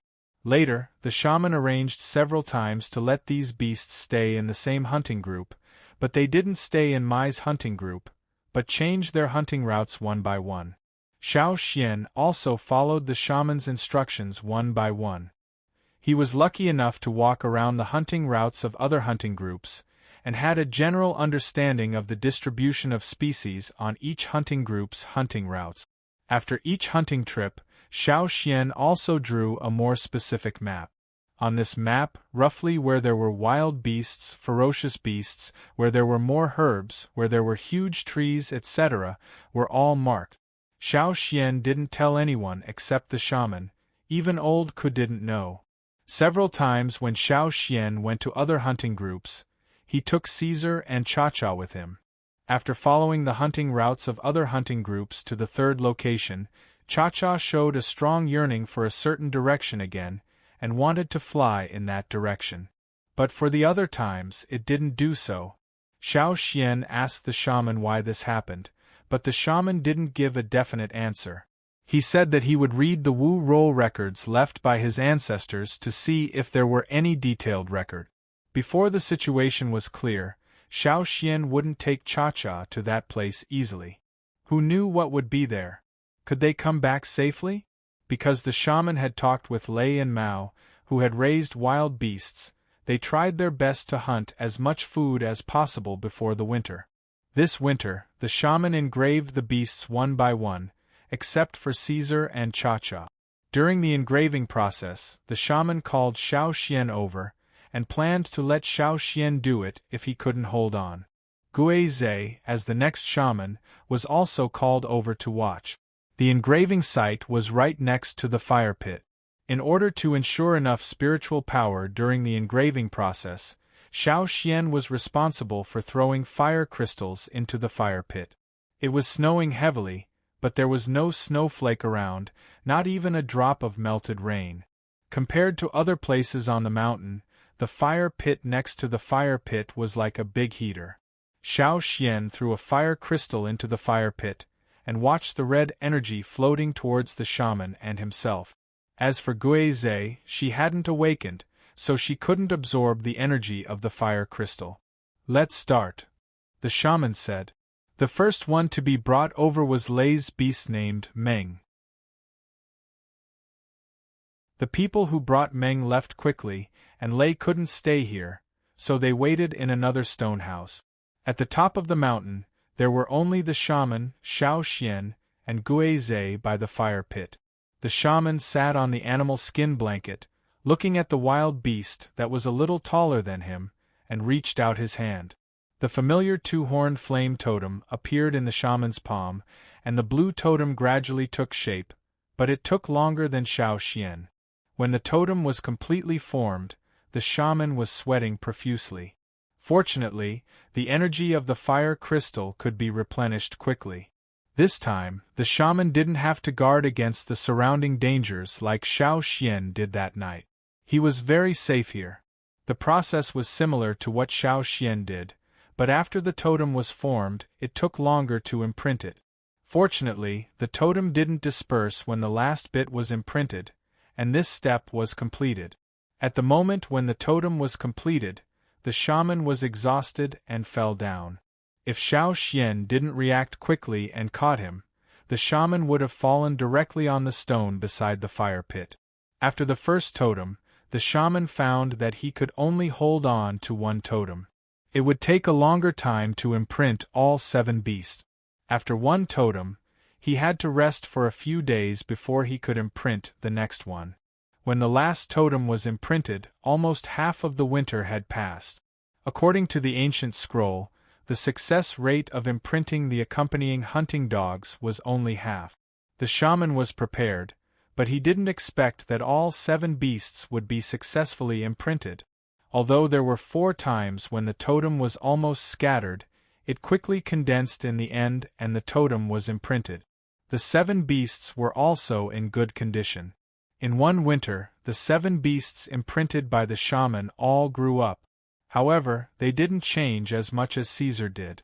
Just like what was recorded in the animal skin scroll passed down by the ancestors, after the totem was imprinted, it was a gradual process that was relatively slow. At the same time, compared to the 7 beasts who were getting better and better, Cha-Cha was listless all day long. For Cha-Cha, who was usually full of energy, this was a very rare situation. Was it because it was the only exception among the 9 beasts in the tribe? However, the shaman said that Cha-Cha couldn't imprint. It wasn't that he didn't want to, but that he couldn't. Xiao Xian tried once, but he couldn't do it. The shaman also said that Cha-Cha was a real giant mountain eagle, and giant mountain eagles had their own beliefs.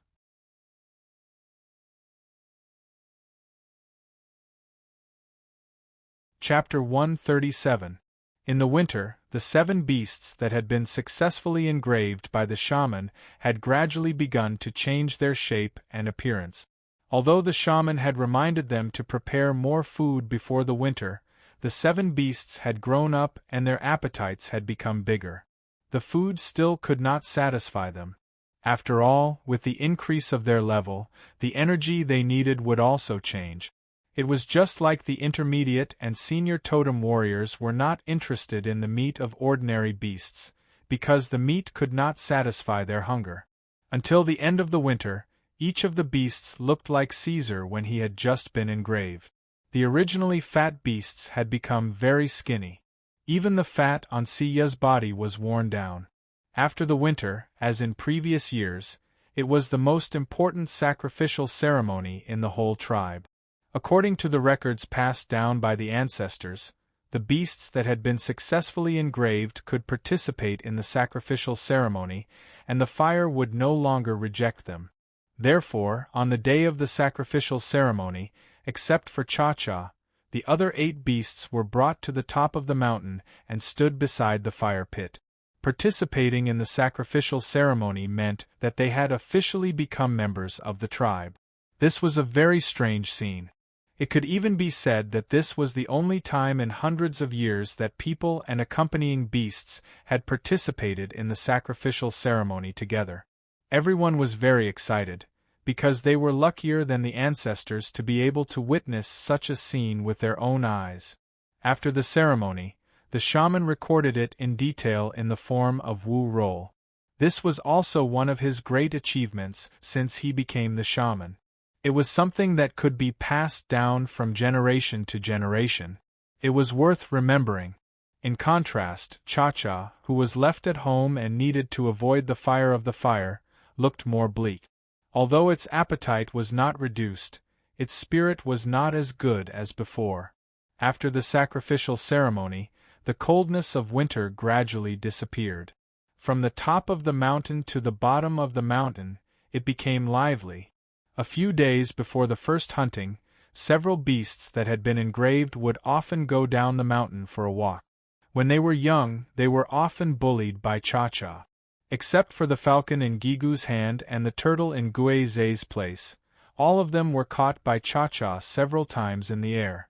Now that they had become ferocious beasts or were close to becoming ferocious beasts, they were naturally not afraid of the Cha-Cha. If not for the fact that the Cha-Cha could fly, they would have probably retaliated. Fortunately, Caesar protected her and did not allow those few to tease the Cha-Cha.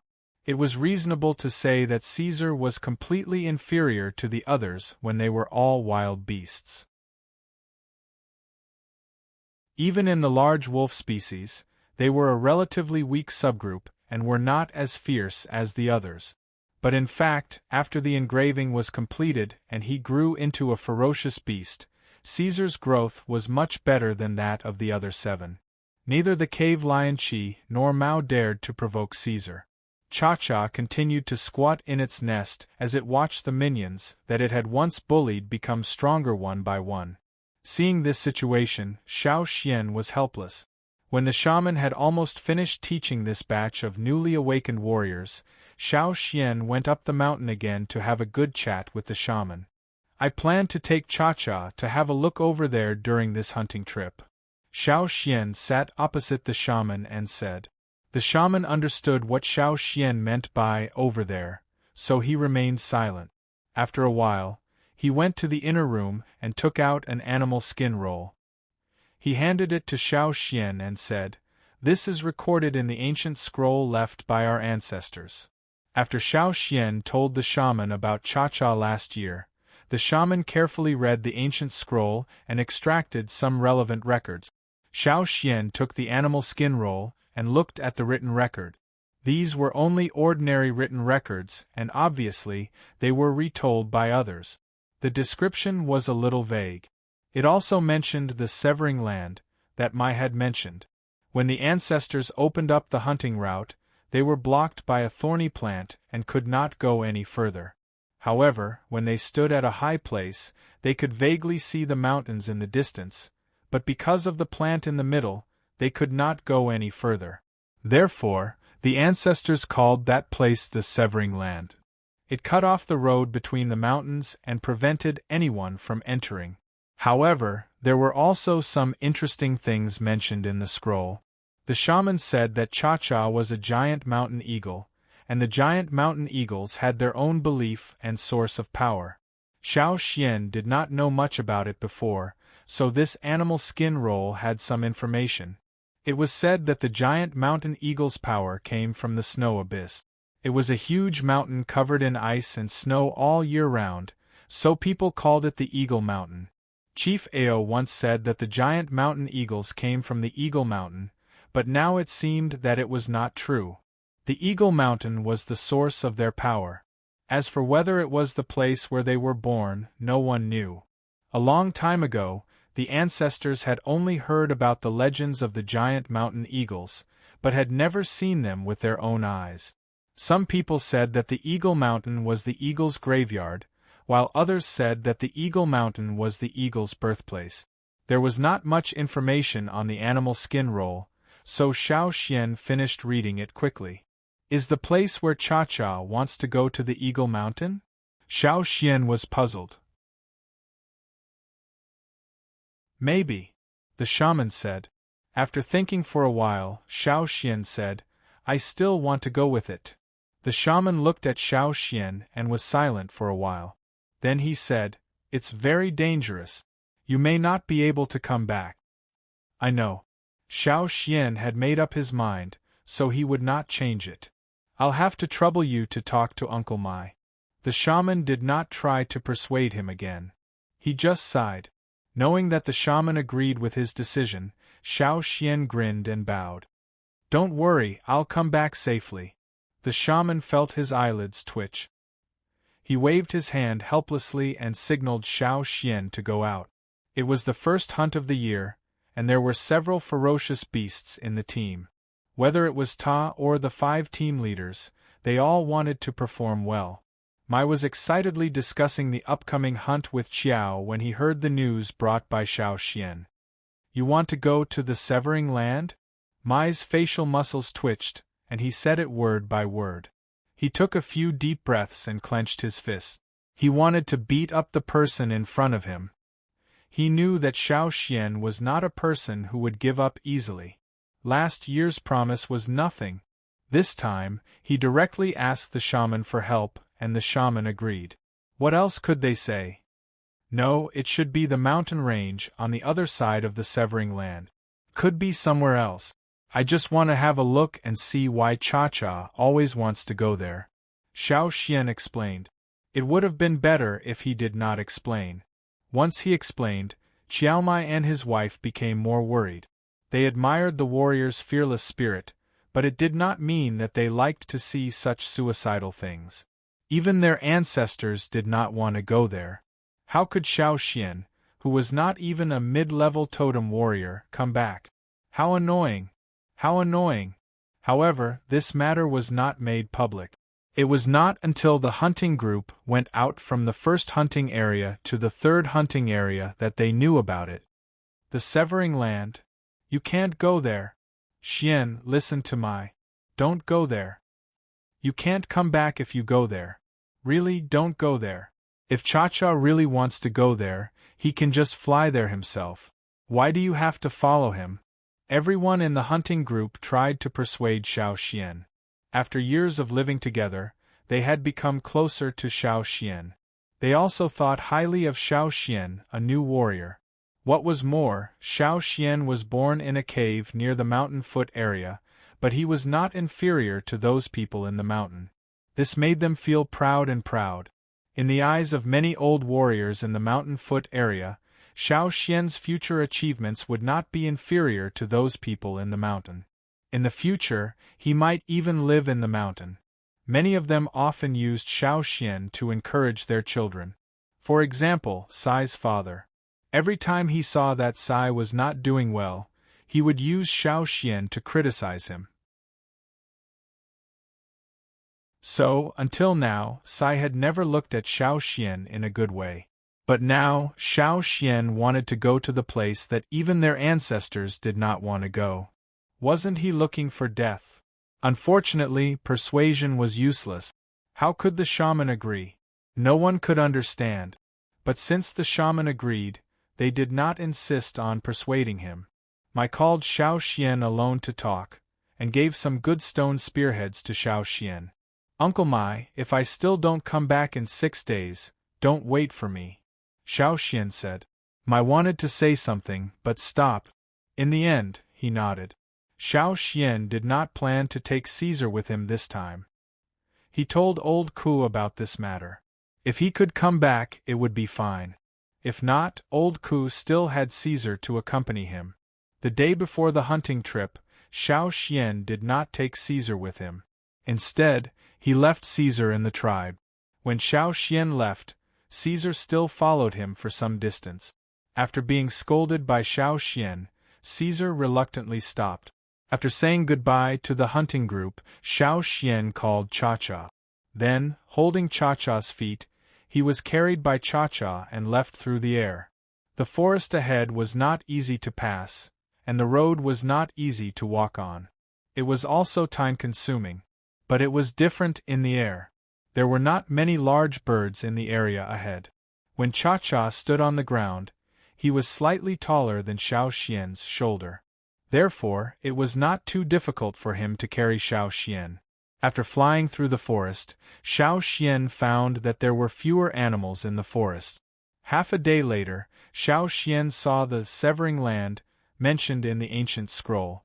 It was an expanse of brambles that were the color of rust. Brambles that were thick like water tanks and brambles that were covered in hard thorns that were like the tips of blades interweaved together, causing one to shrink back at the sight of it. It was like a terrifying forest that practically obstructed everything.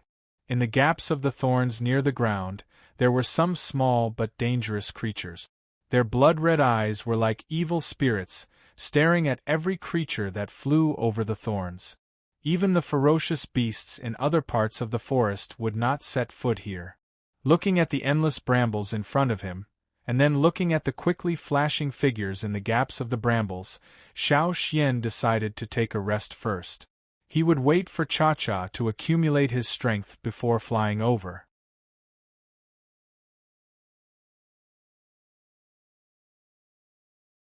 Chapter 138. Before they set off, Xiao Xian had brought some jerky with him, but Cha-Cha liked to eat fresh. After Cha-Cha caught some prey and ate to its heart's content, it took Xiao Xian to fly again. Occasionally, a large bird would fly past this area. A few times, it fought with Cha-Cha, and Xiao Xian almost fell from the sky. If Cha-Cha was a little bigger, Xiao Xian could still stand on its back. Unfortunately, Cha-Cha was still too small. Xiao Xian twisted his body to avoid the awl-like beak of the bird. With one hand holding Cha-Cha's claw, he quickly took out the prepared stone needles from the animal skin pouch at his waist and threw them at the attacking bird. The stone needles had been dipped in a special grass juice, which had an extremely strong paralyzing effect. Xiao Xian always aimed at the parts of the body that the thick feathers of the attacking birds could not completely cover. As long as the skin was slightly broken, the medicine would seep in and take effect, and the birds would no longer chase after him. The birds that attacked Xiao Xian in front of him shook their heads and slowed down after being hit. They could not tell which direction they were flying in. However, this bird's resistance was probably not as strong as the ones before it. After being hit by the needle near its neck, it wobbled and flew up and down, then suddenly fell down. When it finally flapped its wings and stopped falling, it crashed into an arch bridge that was surrounded by thorns and thorns. Bang! The strong collision made the bird, which was already dizzy, even more dizzy. The thorns on the thorns also scraped off many of its feathers. The bird that was hit by the needle and hit the arch bridge was scratched by the thorns. Blood dripped down drop by drop. In the thorns, the creatures that smelled the blood immediately became excited. They nimbly passed through the crisscrossing thorns and ran towards the source of the blood. When Xiao Xian looked down from above, he saw the figures that quickly passed through the thorns from all directions, converging towards the bird that was still fluttering in the thorns. The creatures that swarmed over quickly surrounded the flying bird. They looked like monkeys, and their fur was the same color as the thorns. Most of them were only the size of 2 fists of an adult warrior, but they were very nimble. Even when they were in the thorns, they were very fast. The group of monkeys that lived in the thorns, densely packed, pounced on the bird and bit it. For a moment, Xiao Xian could only see a bloody mist exploding in that area. The blood splattered on the surrounding thorns. After it dried, it would probably be the same color as the thorns. Feathers floated in the bloody mist, one by one, and then slowly fell down. Some of the slower monkeys that could not squeeze in to enjoy the delicious meal wandered around the surroundings unwillingly. When they saw Cha-Cha flying in the sky, they screamed and waved their claws, as if they wanted to catch the bird in the sky. Not only Xiao Xian, even Cha-Cha, who had lowered his head to take a look, shivered. He seemed to have thought of the situation that he might encounter if he fell down. He flapped his wings vigorously, hoping to fly out of this place as soon as possible. "Don't let go, brother. If you let go, I'll die." Xiao Xian patted Cha-Cha's claws lightly. Screech! Cha-Cha responded and accelerated, flying towards the mountain range in the distance. Along the way, they encountered a few more birds. Fortunately, although the situation was dangerous, they safely flew over the thorns in the end. At dusk, the man and the bird finally landed on a tree. Both of them let out a long sigh of relief. No wonder the ancestors didn't want to get close to the severing land. Not to mention the tall, thick, and dense thorns, those monkeys could eat people quickly. Even a senior totem warrior could not fight against creatures that had a great advantage in numbers. Not to mention, this was only what Xiao Xian saw from the sky. Perhaps there were other creatures living in the thorns that had not been discovered yet. "You take a rest first. I'll be on guard." Xiao Xian patted Cha-Cha next to him and said in a low voice. Even if they passed through the thorns and came to this mountain range that looked no different from the hunting area, Xiao Xian could not let down his guard. Night came quietly. Xiao Xian couldn't find a cave nearby, so he could only find a place on top of a tree. He used the surrounding branches as camouflage, set up a small trap, and sprinkled some medicinal powder on the ground. He made do here for the night. The sounds in the forest could tell Xiao Xian if this place was the same as the hunting area. Listening carefully, the sounds made by different creatures mixed together to form a unique sound of the area. Therefore, as long as he listened to the sounds, he could make a preliminary judgment. Xiao Xian carefully distinguished these sounds. No, it was different. The nocturnal creatures here were very different from those in the hunting area. It seemed that he had to pay more attention. He could not judge based on his previous knowledge in the hunting area. Late at night, Xiao Xian was awakened by the sound of leaves rubbing against each other. Because he needed to be vigilant, he could not sleep deeply. This was a habit he had developed in the forest.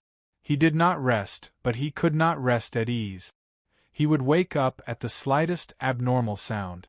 Listening carefully, the sound was like the wind blowing the branches full of dense leaves, and the leaves rustled. Rustle. But in fact, at this time, there was no wind at all. None of the leaves around Xiao Xian moved. The tree trunk under his feet trembled slightly, which meant that something had climbed up the tree. It was not on Xiao Xian's branch, but it was not far away. The rustling sound gradually became louder. Xiao Xian slightly comforted Cha-Cha, who was a little uneasy. Holding the hilt of the stone knife in his right hand, he held his breath and at the same time, he used his special vision to look outside. The branches were a little interfering, but Xiao Xian could still see through the leaves and see the situation outside. He looked in the direction of the sound. Was that a snake? Looking at its bones, it looked like a snake, but its outline was a little blurry. Its body surface was covered with many long, thin, and dense bone-like things. This was a creature that Xiao Xian had never seen before. He could only judge the creature that had climbed up the tree based on its general shape. The snake's body was much thicker than Xiao Xian's. It could easily swallow Xiao Xian in one bite, which gave Xiao Xian a bad feeling. Fortunately, it did not come to the branch where Xiao Xian and the others were. Instead, it went through the branches to another tree. When the strange snake was far away, the rustling sound also gradually faded away. Cha-Cha's anxiety also subsided. Xiao Xian tightened the stone knife in his hand and carefully exhaled. He did not know if this trip was worth it, but his adventurous nature from his previous life, coupled with Cha-Cha's yearning for a certain place, made Xiao Xian decide to make a trip. Perhaps there were more dangers ahead, but once he started, he could not turn back.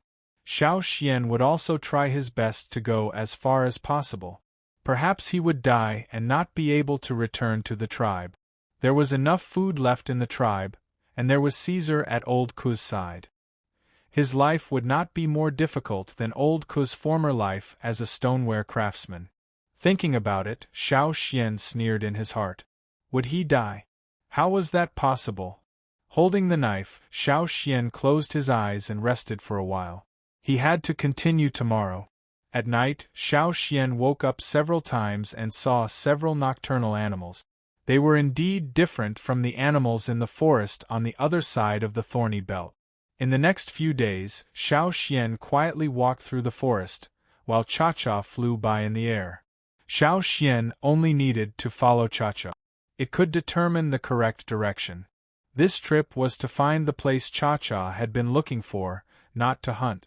Apart from eating basic food when they were hungry, Xiao Xian and Cha-Cha would not do much fighting. They had to save more energy for the journey, and also be vigilant of the dangers around them. Where would they find the time and energy to hunt? Since Xiao Xian decided to bring Cha-Cha here, Cha-Cha was no longer lazy. It hunted fiercely every day, ate a lot, and hurried on with its journey. Many times, it even thought that Xiao Xian was too slow, so it grabbed Xiao Xian and flew up. After all, the road on the mountain was not as fast as flying. Sometimes they would meet some big flying birds. Cha-Cha would first avoid them.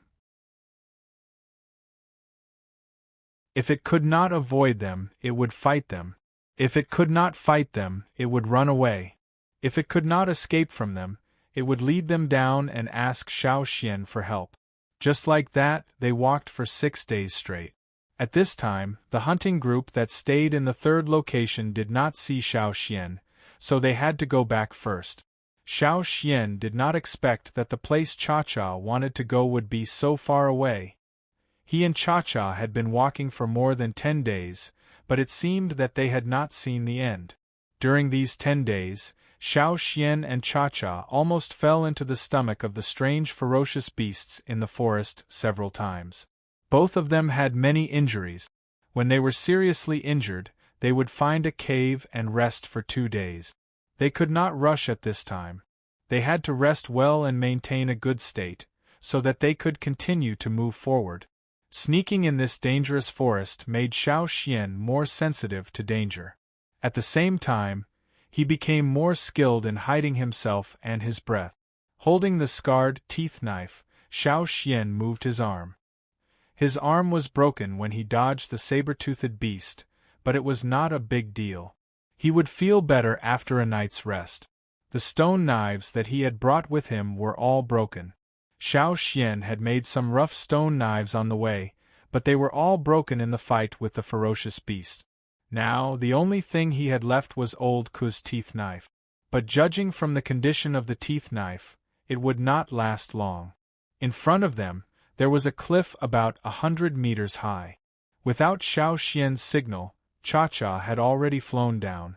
Xiao Xian put the teeth knife into the animal skin bag around his waist, and grabbed Cha-Cha's claw with his other uninjured arm. Cha-Cha flew down the cliff with Xiao Xian. In front of them, there was still a huge forest with no end in sight. But the trees in this forest seemed to be taller than the ones they had seen before. After flying for a while, Xiao Xian asked Cha-Cha to find a place to put him down. Cha-Cha did not respond. There were no birds around, so there were no threats. They could continue to fly. It felt that it was faster to fly. All right, then fly a little higher. I keep having the feeling that this place. Before Xiao Xian finished his words, a branch that stretched out from the top of a giant tree suddenly bent, and then shot out like a spring towards Cha-Cha, who was about to fly over. At the moment when the branch shot out, the branches and leaves on its body quickly contracted. The leaves closed and stuck to the branch, and the branch fell down and stuck to its body like scales. It was a snake. And this strange snake reminded Xiao Xian of the creatures he had encountered on the night when he first entered this mountain.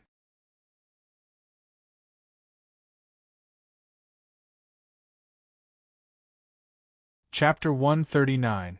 Be careful! Xiao Xian hurriedly shouted. The giant snake's body shot forward like a spring. The friction between its body and the air was like a strong wind, not giving Cha-Cha enough time to react. The distance of 10 meters was covered in the blink of an eye. Xiao Xian wanted to help, but they were in the air and his mobility was limited. He could only warn Cha-Cha. Unfortunately, it was too late. Cha-Cha heard Xiao Xian's words and wanted to fly higher, but something unexpected happened. He wanted to avoid it, but he was too late. The giant snake that shot forward bit Cha-Cha's wing. It was fine to fly with Xiao Xian in the air, but with the addition of the giant snake, Cha-Cha could only be dragged down. Screech Cha-Cha let out a long hiss unwillingly, and his body fell rapidly with the force. The giant snake carried Cha-Cha and landed on a tree, then fell down from the tree. Through layers of branches they slowed down and finally landed on the ground covered in thick grass. It seemed that the giant snake was already familiar with this, as it did not worry about the danger of falling to its death. The branches that blocked its fall only slowed it down, but did not hurt it at all. Its skin would give it enough protection. The giant snake bit Cha-Cha's wing, and its body quickly wrapped around Cha-Cha. Prey must be strangled to death before eating. Screech Cha-Cha wanted to break free, but found that he could not loosen the snake's grip. Every time he struggled, the snake's body would tighten. This made Cha-Cha even more uncomfortable, and he could not even make a sound. After a while, he would not even be able to breathe.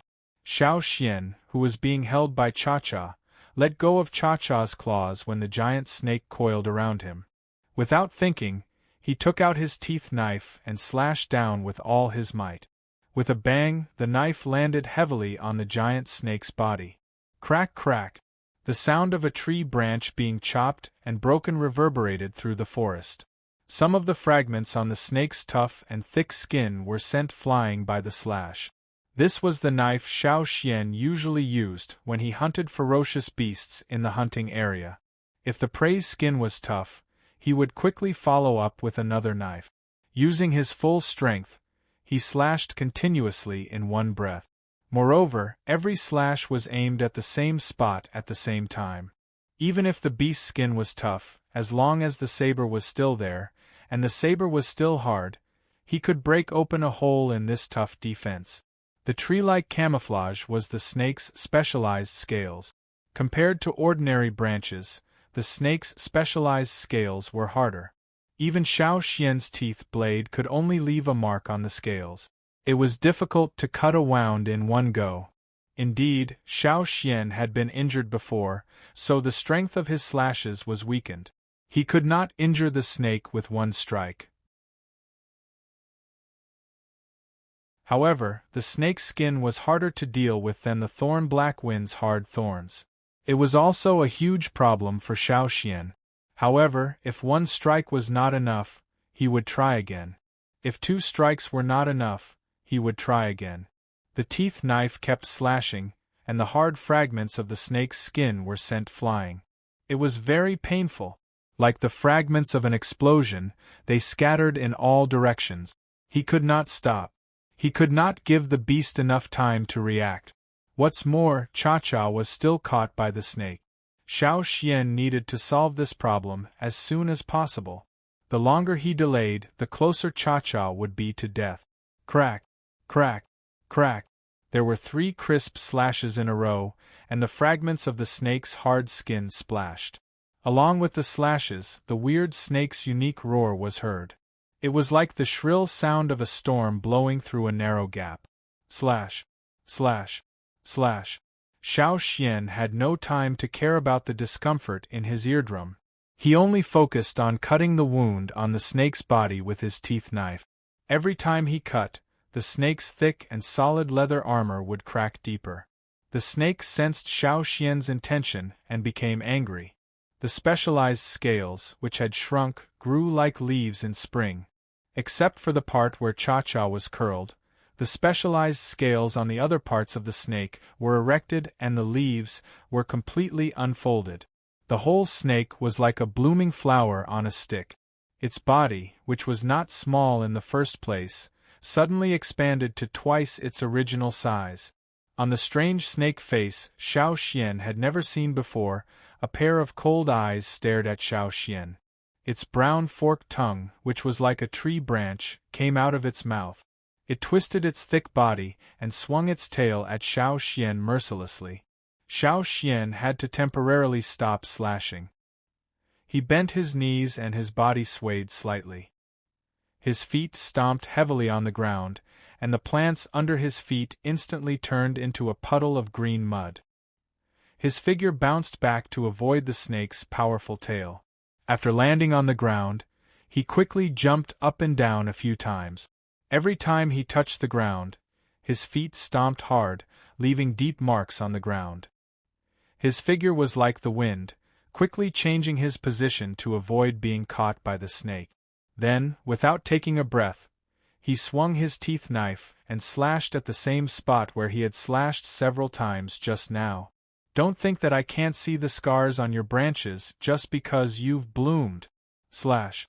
The branches and leaves that had exploded to block the opening were cut off by this slash. The blade did not stop and accurately chopped at the opening left by the previous slashes. It was another round of continuous slashes, not giving the snake any time to breathe. Even if the teeth knife was not sharp enough, it still posed a great threat to the snake this time. Poochie! Strange brownish-green blood spurted out from the wound. Even if it had a tough outer armor, the pain of flesh wounds and bleeding could not be avoided, even for a ferocious beast. After all, it was not a body of steel. The thick, tough leather armor had already been damaged, and the wound was still deepening. If the snake did not stop it, it would be directly cut in half. Feeling the pain on its body, the snake was angry and screamed again and again. Its original target was the eagle that flew past. It liked to eat this kind of small eagle the most. As for the creature caught by the eagle, it thought that it was prey caught by the eagle, and did not take it seriously at all. It could not understand why this seemingly weak creature in front of it could pose such a threat to it. Its skin was broken and blood was flowing out. This was something that it had never expected. If it could, it would have thrown this seemingly weak creature far away when it caught the eagle. Unfortunately, regret was useless. The serpent twisted its body. It was dodging to avoid being attacked again in its wounds. However, Xiao Xian's figure was agile. Not only did he avoid its attack, but he also pressed on. Slash again. Again. The blade flashed continuously. The wound on the snake's body became bigger and bigger, and more brownish-green blood flowed out. In the end, the snake chose to give up on the prey in its hands. It retracted its branches and leaves, threw the eagle down, and dragged its injured body away quickly. From the moment the snake dragged Cha-Cha to the moment it was forced back by Xiao Xian, it had only been a minute. Xiao Xian was anxious about Cha-Cha's injury, and did not give the snake any time to breathe. This was why he was able to finish it in such a short time. On the other hand, Xiao Xian exploded with more power than usual in a short time. Looking at the snake's escaping figure, Xiao Xian panted and did not chase after it. After the snake threw Cha-Cha down, he quickly ran over to check on Cha-Cha's injuries. Cha-Cha's wings were injured and there were some fractures. Could only flap weakly a few times and would not be able to fly for a while. Looking at the places where Cha-Cha had been bitten by the snake, there were no traces of venomous fangs, and the wounds did not seem to be highly toxic. Xiao Xian breathed a sigh of relief. Fortunately, there was no poison. After solving the problem just now, Xiao Xian thought to find a safe place to hide with Cha-Cha to recuperate. When the man and eagle recovered, they would fly over in the air. This place was probably much safer in the air. Of course, they had to fly high. They could not give these strange snakes a chance. The snake just now was not the one Xiao Xian encountered that night. Therefore, there were many snakes like this in this forest. No wonder they did not see any other birds in the sky when they flew over. They probably all entered the stomach of these strange snakes. As he was thinking, Xiao Xian's movements became sluggish. Even Cha-Cha, who was flapping its wings in frustration, stopped. Hiss, hiss, hiss, hiss. Above his head, that familiar sound was heard again. Cold sweat dripped from Xiao Xian's forehead. All the muscles in his body were tense. In that short minute just now, Xiao Xian had almost exhausted all his strength. He was still in a state of exhaustion.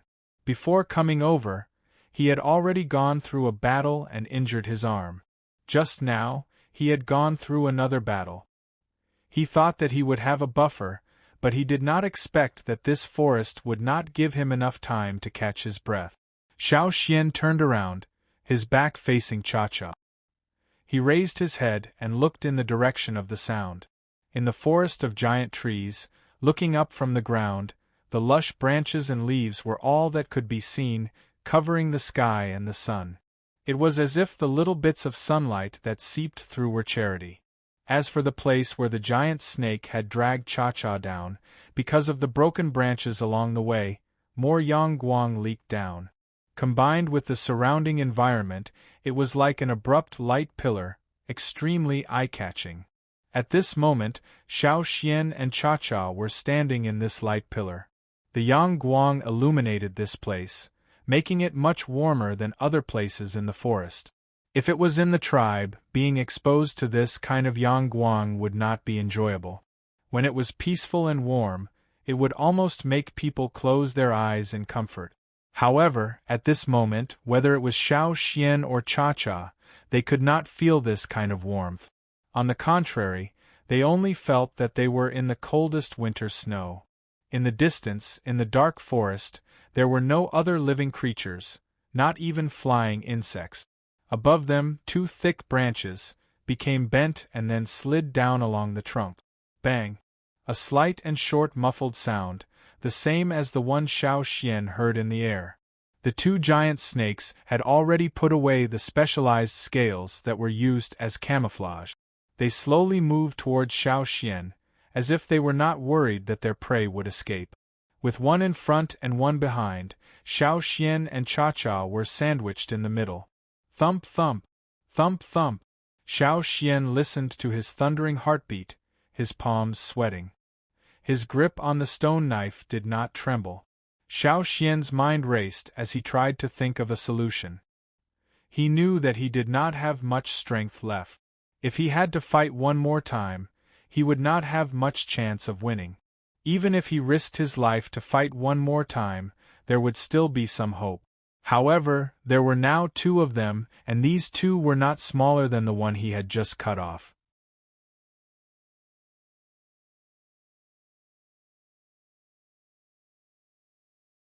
Chapter 140.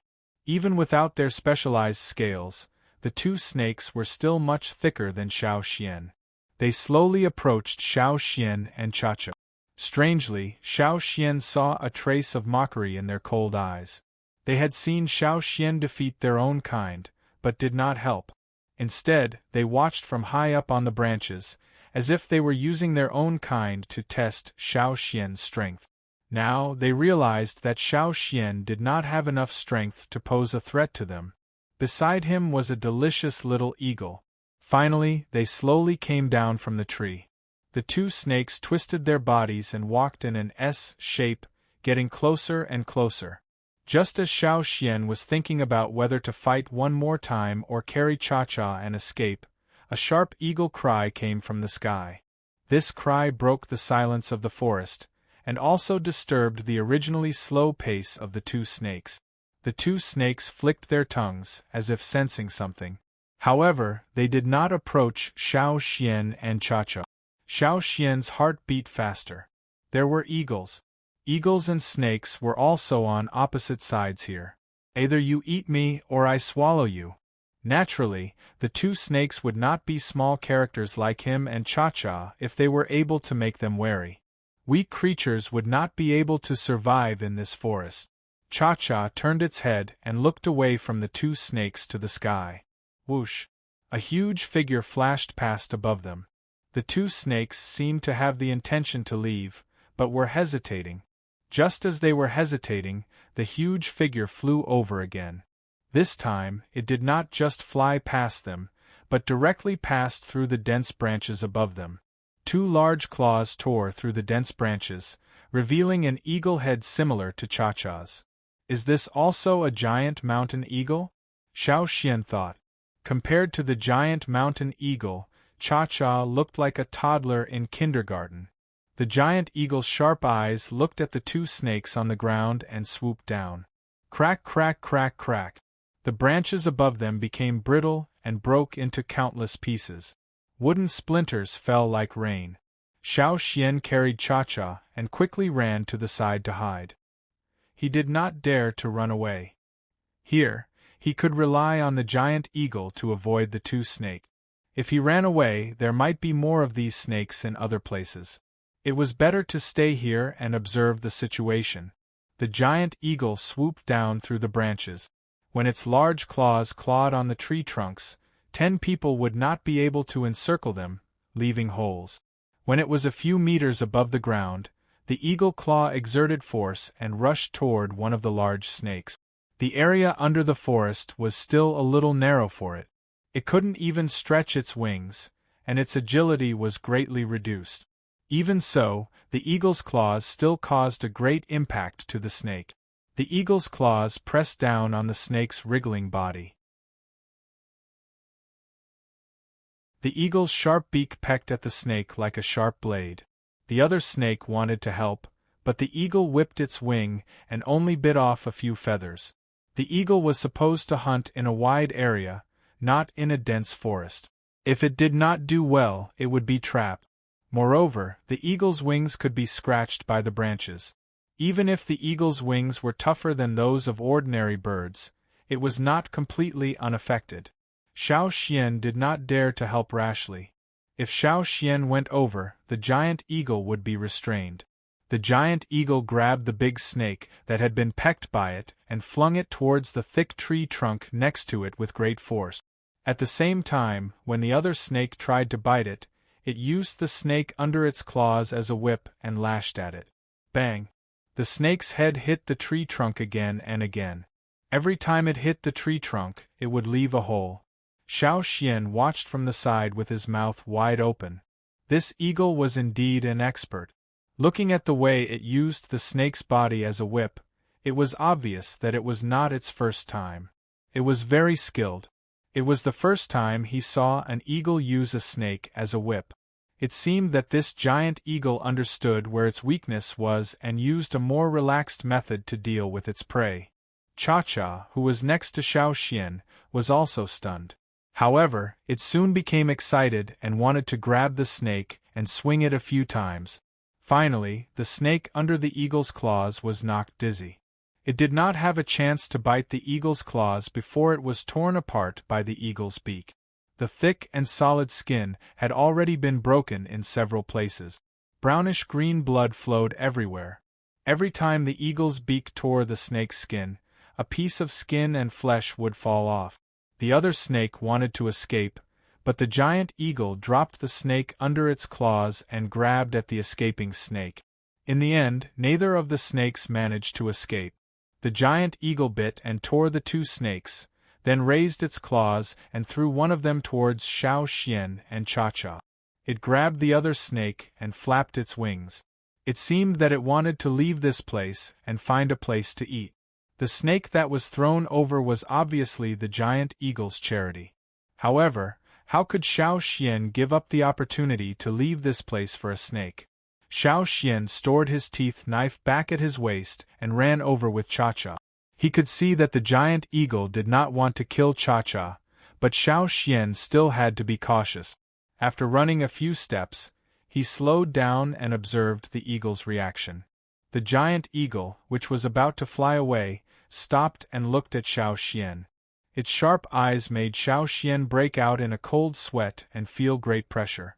Cha-Cha, who was being carried on Xiao Xian's shoulder, was also doing his best at this time. He cried pitifully at the giant eagle, which was worthy of his usual cleverness and cheekiness. The giant eagle stared at Xiao Xian, who was getting closer and closer. It seemed to be thinking about something, and its sharp eyes were much less sharp. It flapped its wings and its claws vigorously pushed off the ground and flew up. Xiao Xian grabbed Cha-Cha's leg with one hand and jumped over. His legs clamped down on the snake's body, which had been pecked until only its spine was left. This was the only place that could be clamped down. As the giant eagle flew up, Xiao Xian clamped down on the snake's body and hung upside down. Brownish-green blood flowed all over Xiao Xian's body. Cha-Cha, who was being held by Xiao Xian, did not feel good either. It was rarely held upside down like this.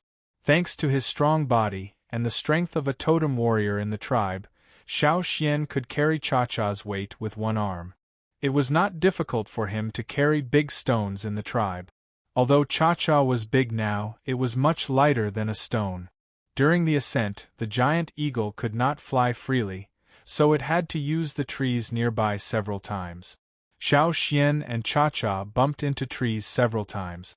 He also felt the same as the snake just now. Xiao Xian tried his best not to throw Cha-Cha away. They did not expect to be able to sit on the eagle's back and give it a ride. This eagle had a good temper.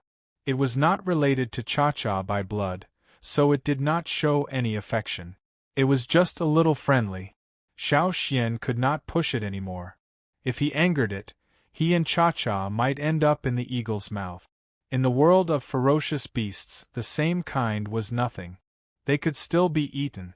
After rushing out of the forest, it was much easier. Xiao Xian felt that even his breathing became easier. The giant eagle flew higher and higher, far away from the top of the forest. This was an experienced giant eagle, unlike Cha-Cha, who was a rookie. The scenery on the ground became smaller and smaller. Xiao Xian's field of vision also became wider. He could see the mountains in the distance and the green forest. Xiao Xian, who was brought high up in the sky, finally had time to observe the giant eagle. Xiao Xian did not notice it before, but now that he observed it carefully, he found that the giant eagle's condition was not as good as he had imagined. There were some fragments on its claws that were about to fall off. The toes on its claws were also broken in 2 places and were bleeding. This was caused by the fight with the 2 snakes just now. Looking at its flying posture, it was not as fast as before. The flapping of its wings was also a little clumsy, as if it was withstanding a great weight. In fact, Xiao Xian and Cha-Cha were nothing compared to this giant eagle. As for the snake, even if it was caught, it should not have been so heavy. This giant eagle seemed to be struggling to fly. Xiao Xian observed the giant eagle from its claws, to its feathers, to its beak. Because Xiao Xian often faced Cha-Cha, when he looked at this giant eagle that looked similar to Cha-Cha, he found that its beak was more curved than Cha-Cha's. This kind of beak was not good for pecking prey. Was it sick? Or was there another reason? It seemed to have a sharp aura, but its body was no longer sharp. A fight could bring it great pain. It was hard to imagine that such a powerful eagle in the forest would be in such a state. If he had not observed this, Xiao Xian would have thought that it was still healthy. As he pondered, Xiao Xian suddenly thought of a possibility. Could it be that this eagle was already old?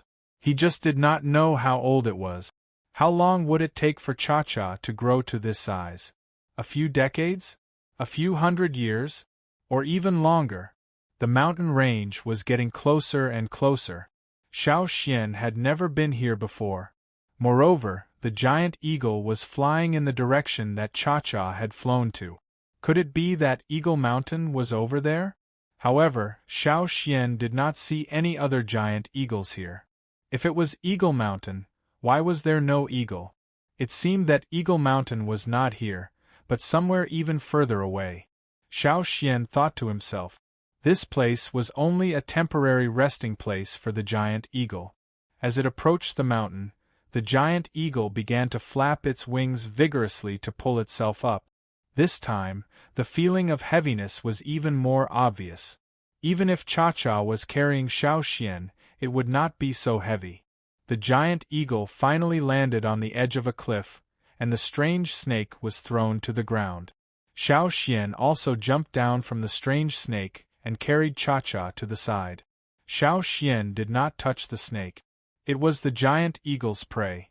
Most fearsome beasts had a strong sense of monopolization over their prey, and would fight to the death with anyone who tried to snatch it. Cha-Cha also did not go over, and quietly stayed at the side with Xiao Xian. Xiao Xian touched the animal skin bag on his body.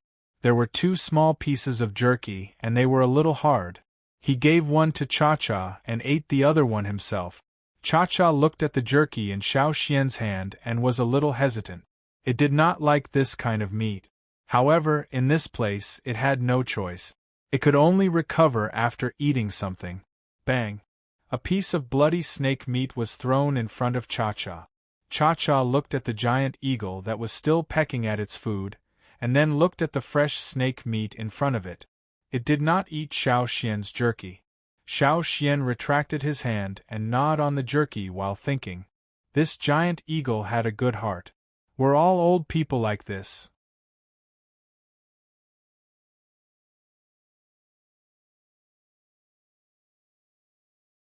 Chapter 141. After staying at the edge of the cliff for 2 days, Xiao Xian's body had almost recovered, and the injury on his arm had also recovered.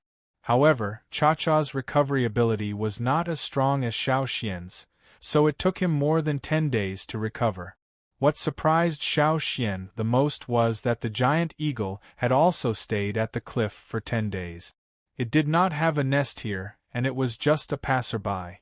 Every day, after eating its fill, it would stand on a high rock and rest. It had no intention of leaving immediately. And every day, it would share some of the prey with Cha-Cha. In these 10 days, Cha-Cha's tiredness was dispelled, and its mental state was greatly improved. These days, it did not have to worry about food at all. It just focused on recovering. Xiao Xian went down the mountain to hunt. Without Cha-Cha's help, it would be troublesome to go down the mountain. The giant eagle would not give Xiao Xian a ride. In addition to food, Xiao Xian also found some herbs and applied them on Cha-Cha's wounds. Originally, he wanted to see if the giant eagle needed help, but seeing that it was very resistant, Xiao Xian temporarily gave up the idea. When Cha-Cha could fly again, the giant eagle did not plan to stay. The giant eagle was going to take Cha-Cha in that direction. Xiao Xian did not know if he should follow, stay, or go back directly. With this giant eagle, Cha-Cha should be a lot safer. However, after Cha-Cha flew, it called out to Xiao Xian, indicating that Xiao Xian should hurry up and follow. Xiao Xian smiled. Forget it, he would continue to follow. It would be nice to see the legendary Eagle Mountain. He put back the teeth knife in his hand and ran for a while. Then he jumped and caught Cha-Cha's eagle claw flying towards him. The giant eagle in the sky seemed to be very impatient. It circled in the sky and called out a few times, urging them to hurry up. "Let's go," Xiao Xian said. Swoosh, with a carefree cry, Cha-Cha flapped its wings and chased after the giant eagle. This time, Cha-Cha had learned his lesson. He did not get too close to the trees in the forest. He maintained a certain distance, afraid that he would be attacked again. The flying posture of the giant eagle seemed to be more difficult than it was 10 days ago. The heaviness was more obvious, but even so, it was still fast enough for Cha-Cha and Xiao Xian. Cha-Cha could barely keep up. They would fly during the day and find a place to settle down at night. Before they settled down, they would grab some food and bring it to a high cliff to eat quietly. There was no lack of mountains in this area. Sometimes they would meet other creatures living in the mountains. Most of the time, it was the giant eagle that was fighting, while Xiao Xian and Cha-Cha were cheering it on. They would be a hindrance if they went there. Every time the giant eagle fought with other ferocious beasts, Xiao Xian noticed that the injuries on its body increased. The condition of its claws, beak, and feathers was worse than when he first saw it. Only its pair of eagle eyes were so sharp that he couldn't look directly at it. With such a giant eagle as their escort, the birds along the way did not dare to provoke them, which saved them a lot of trouble. It had been nearly 30 days since they left the third hunting base, but they still had not seen their destination. However, Xiao Xian could see the changes in Cha-Cha and the giant eagle's attitude from their behavior. They were excited, and their eyes were eager. Even the giant eagle, who looked like an elder, could not wait. They were almost at their destination. On this day, the two eagles, one big and one small, continued their journey. Xiao Xian looked at the surrounding scenery. In front of them, there was a long, dragon-like mountain range. This mountain range was very high, which reminded Xiao Xian of the second hunting base. Most of the birds were blocked by the mountain range. Every time they encountered such a mountain range, they would see a different scenery after climbing over it. The peak of the mountain range was covered by clouds, and they could not see the top. They could only see a large area of snow under the clouds. The giant eagle began to climb up, and Cha-Cha followed closely. They wanted to climb over the mountain.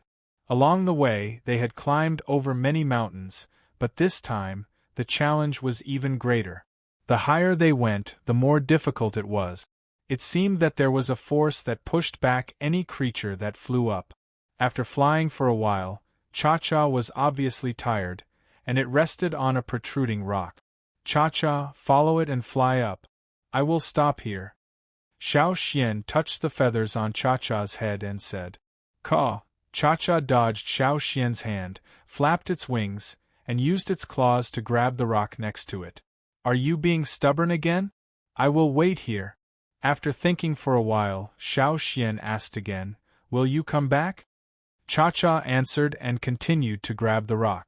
That's good. But it will take too long, so I will go back by myself. Xiao Xian planned to train in this area. There were many species here that Xiao Xian was unfamiliar with. Perhaps he could find some rare and precious herbs that were recorded in ancient scrolls. He always stayed in the tribe, and every time he went out, he would only take the same route. After a long time, he was tired. This time, it was a good opportunity to see this unfamiliar place. He wanted to see the so-called Eagle Mountain, but Cha-Cha was still too small. It was normal for it to travel, but this place was different. It was difficult for it to fly on its own, not to mention carrying a person. The giant eagle above them began to urge them again. Cha-Cha was still a little hesitant, so it called out to the eagle above. Hurry up and follow it. It was rare for him to ride on such a big leg. If he lost it, where would he find it again? Xiao Xian was talking when he suddenly felt a wind behind his head. He turned his head and saw a giant eagle claw coming at him. Because the claw did not have any killing intent, Xiao Xian did not pull out his teeth knife. Standing on the ground, the eagle was almost 10 meters tall, so its claws were naturally much bigger than Cha-Cha's. Could even catch a big snake, so it was easy for it to catch Xiao Xian. After the giant eagle caught Xiao Xian, it flew up. Cha-Cha looked at it and quickly followed. The giant eagle's claws were obviously used to catching prey, so it could not control its strength. Xiao Xian was caught by the eagle's claws. He felt that his internal organs were about to be squeezed out, and his bones were cracking. If it were not for the strong body of a totem warrior, an ordinary person would have been crushed to death. However, the giant eagle had good intentions. After spending some time together, the giant eagle did not dislike Xiao Xian as much as before. Seeing that Cha-Cha was having a hard time carrying Xiao Xian, it decided to help. However, it did not know that there were many creatures that were much weaker than the prey it usually caught. Without Xiao Xian, Cha-Cha felt a lot more relaxed, but he still couldn't fly fast. The pressure coming from the front seemed to be an invisible big hand, pressing down harder every time he rose a little. Not only Cha-Cha, but also the giant eagle. Xiao Xian's weight was nothing to the giant eagle. It was just resisting the pressure from above. The mountains in front of them were already covered in snow. There was no greenery, but they still could not see the top. Looking up, they could only see layers of clouds. The cold air poured into his lungs. At first, Xiao Xian could still withstand it. It was similar to the winter in the tribe. However, as he continued to climb, Xiao Xian found that even a totem warrior could not withstand the cold. The fur on his animal skin coat was already covered in frost, and the area of ice was expanding. Not only the animal skin coat, Xiao Xian's hair, the giant eagle's and Cha-Cha's feathers were also freezing. There was light above, but the golden Yangguang did not let people feel much warmth at this time. If it was at night, it would probably be even colder. They had to quickly climb over before it got dark. Mobilizing the totem power in his body, a warm current flowed around his body, warming up his almost frozen body. However, once it stopped, he would feel the biting cold again. When Xiao Xian felt that he was about to freeze into a popsicle, he finally saw the top of the mountain. This made Xiao Xian, who was about to turn into a popsicle, and Cha-Cha, who was already exhausted, happy. Cha-Cha flapped its wings more vigorously. Closer. Even closer. Slowly climbing up, over the cloud-shrouded mountain peak, Xiao Xian's pupils shrank as he looked at the scene in front of him. He thought that after reaching the top, he would descend and go to the other side of the mountain. However, when he reached the top, he found that there was only flat ground. Bang! The giant eagle landed on the ice field at the top of the mountain. Xiao Xian, who was thrown away, rolled a few times on the frozen ground before stopping. There was a thick layer of snow on the ground, but the snow was very hard, like stone. Looking behind him, there was a layer of clouds. It was as if he had stepped on the clouds and entered the realm of heaven. However, looking ahead, there were clouds and mist, and he could not see clearly what was in front of him. However, Xiao Xian could feel that there were other living creatures in the lingering clouds and mist. After the giant eagle released Xiao Xian, it panted for a while and then walked forward. Cha-Cha quickly followed. The cold mist filled the air, and Xiao Xian walked beside them. When he turned his head, he could only see a layer of mist. The place where he had landed had disappeared into the mist. On the surrounding ground, there were some protruding crystal-like icicles. One could be seen every few dozen meters. Kacha! Kacha kacha! Xiao Xian looked around. There were similar sounds coming from all directions. Some were near, some were far. However, Xiao Xian did not dare to be distracted. He and Cha-Cha followed closely beside the giant eagle. Tap, tap, footsteps came from behind. It was the eagle's footsteps. A flow of cold air came from behind, and Xiao Xian shuddered. As the footsteps came closer, Xiao Xian turned his head to look. What he saw shocked Xiao Xian so much that he stopped breathing. Because of the mist, Xiao Xian could not see clearly. He could only see a huge black figure in the mist. If Cha-Cha was like a kindergarten kid next to the giant eagle, then the giant eagle was also like a child next to this big guy next to it. Was this also a giant mountain eagle? Xiao Xian used his special vision to look. Although it was still blocked by the mist, he could vaguely make out the skeleton of a giant mountain eagle. He took a deep breath. Xiao Xian suddenly felt that his vision was too narrow. A giant mountain eagle, with the word giant attached to its name, could be seen from its size. The one they had seen before was not a typical example of this species. He just did not know if there were more giant eagles. Among these big guys, Xiao Xian felt waves of pressure. It was as if he had fallen into a nest of monsters. Looking at the two eagles, one big and one small, in front of him, Xiao Xian hurriedly followed. No matter what, following them closely was the best thing to do. The big eagle led Cha-Cha to walk in the misty land. When they came to a protruding crystal-like icicle, the big eagle lowered its head and bit the icicle. It pecked off a piece of the icicle, bit it, swallowed it, and then continued. Cha-Cha looked at it and pecked at the ice as well. Hearing the cracking sounds, Xiao Xian finally understood where the sounds came from.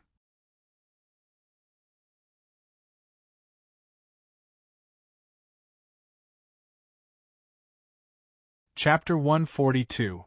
Xiao Xian thought they would pass through here, but to his surprise they found a place and stopped.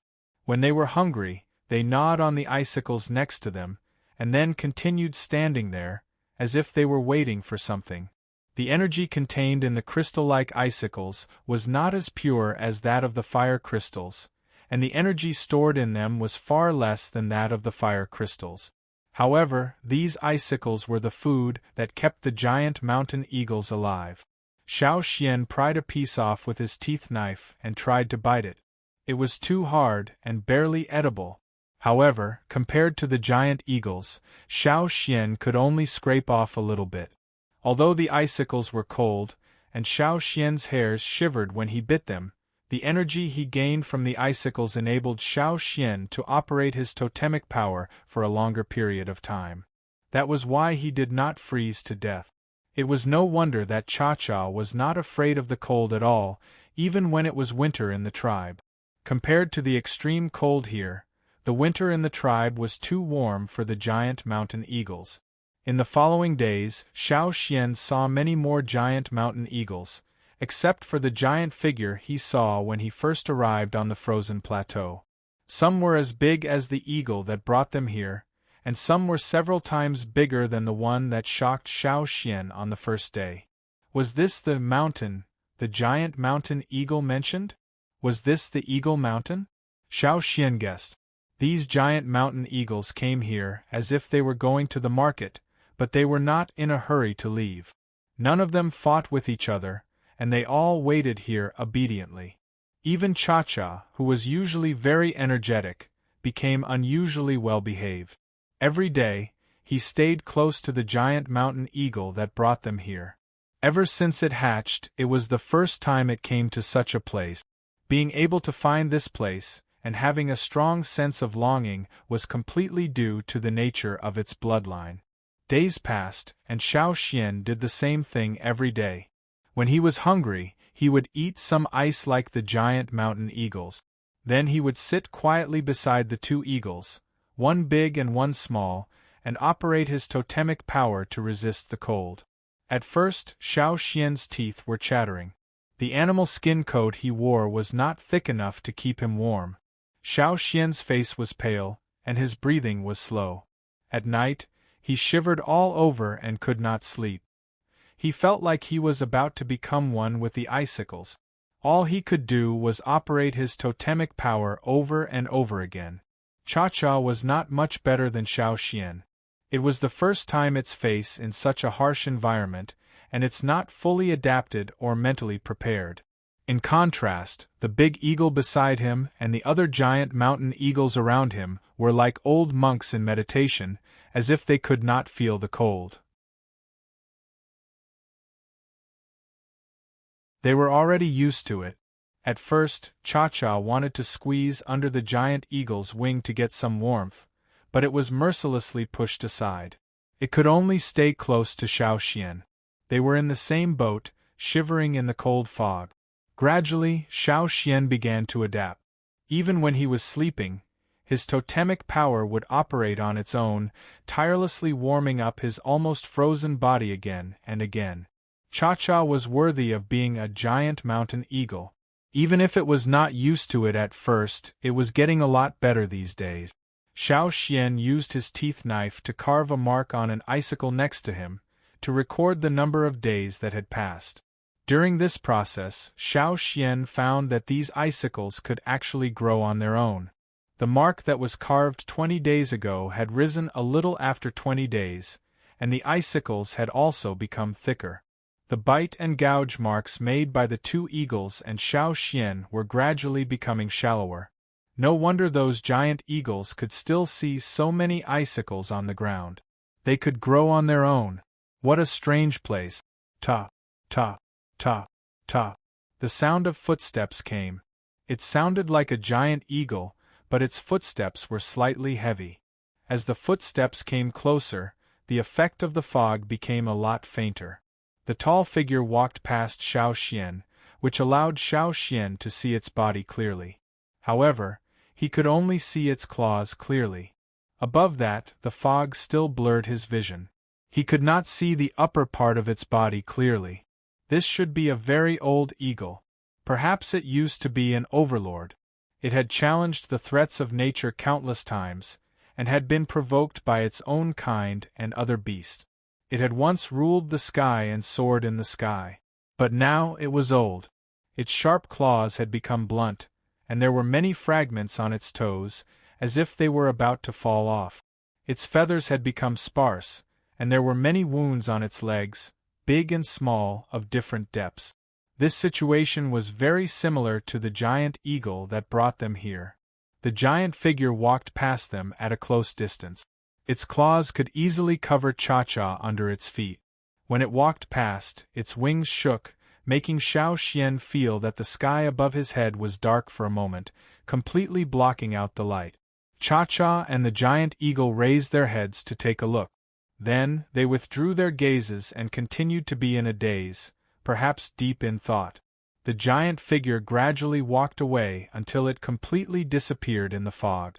20 days, 30 days, on the 40th day, the surrounding giant mountain eagles were no longer silent.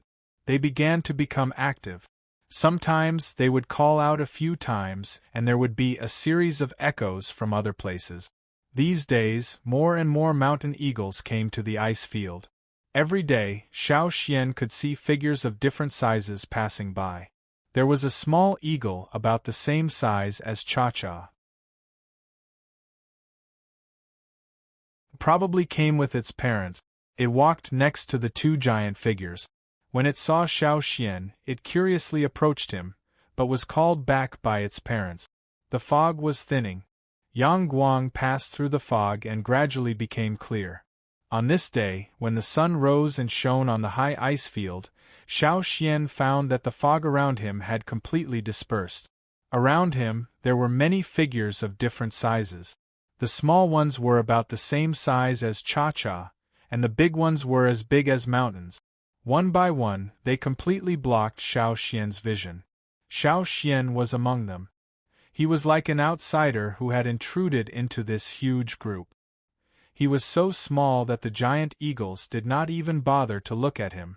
Xiao Xian did not know where so many giant beasts had been active. He had lived in the tribe for several years. He had followed the hunting team out to hunt, and even followed the advance group to find Cha-Cha's green land. But he had never seen so many giant eagles. They were not exactly the same. Some had different patterns and colors, but they all looked the same. They belonged to the giant mountain eagle species. Perhaps they came from all over the continent, or perhaps they had gathered in one place. But no matter where they came from, they were all gathered here at this moment. Jiao, jiao, the eagle's cry seemed to come from far away. It sounded like there was more than one eagle. It sounded like a group. It resonated with the echoes. The group of eagles cried together. The sound was getting closer and closer. Whoosh! A huge figure flew into the air, flying over the many giant mountain eagles standing on the ice field. It had a sharp beak, sharp claws, powerful wings, and a proud figure. Its entire body exuded a sense of freedom, and it was bold and unrestrained as it soared. This figure covered a large part of the sky above Xiao Xian's head. The originally clear golden Yang Guang was completely blocked. This was only the beginning. Behind it, there was 1, 2, 10, 100 a group of giant mountain eagles followed closely. They also flapped their powerful wings. They were light and swift, unruly and heroic. Their flying movements exuded a sense of obvious excitement and pleasure. Compared to the old, weak, sick and disabled standing on the ice field at this moment, they were like strong and healthy experts, full of vitality. It was not only the sky above Xiao Xian's head. In the distance, where Xiao Xian peeked through the gaps between the big figures around him, there were also many figures flying past. They came from the front, then returned to the other side of the mountain. Xiao Xian felt as if he was about to be blown away by the wind created by the eagles. When these figures gradually disappeared, there was already movement in front of him. The sound of wings flapping could be heard. At first, it was sparse, but then a group of wings flapping could be heard. Xiao Xian saw the giant eagles in front of him also flapping their wings and flying up. Beside him, 2 eagle cries could be heard. Xiao Xian looked over. Cha-Cha also flew up. It called out to Xiao Xian, then flew forward with the rest of the group. When these big fellows that blocked Xiao Xian's vision flew up, what appeared in front of Xiao Xian was a snow-covered mountain. The mountain was a little far away, but it was very big. He did not know where the top was. Xiao Xian had thought that this mountain was high enough, but he found that there was another mountain higher than the one before. Under the golden Yangguang, the snow-white mountain in the distance emitted a halo like holy light. It was aloof and independent. Standing on the ice field, Xiao Xian quietly looked at the huge snowy mountain in the distance, feeling the throbbing in his soul. Under such circumstances, he suddenly felt like he was on a pilgrimage. Thousands of eagles flew together towards the snow-white mountain. What was ahead? Xiao Xian also walked in that direction. His footsteps became faster and faster, and his legs that had not moved for a long time gradually became more flexible. In the end, he directly ran. Cha-Cha and the giant eagle's figures quickly merged into the group of eagles.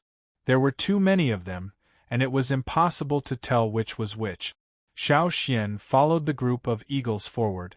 Then, he saw the giant eagles fly up one by one and fall down, disappearing from the edge of the ice field. The ice field was at the edge, but in front of it was a bottomless abyss. The group of eagles flew down from the top of the ice field into the abyss. Although they were flying down, they were still heading towards the snowy mountain. The snow-white mountain in the distance, whose bottom could not be seen and whose top could not be seen, stood there proudly. This was the Eagle Mountain. This time, Xiao Xian was very sure. Xiao Xian stood at the edge, watching the group of eagles disappear into the abyss. After an unknown period of time, the fog that had dispersed began to gather again. The gathering fog blocked Xiao Xian's vision. Everything returned to the previous situation.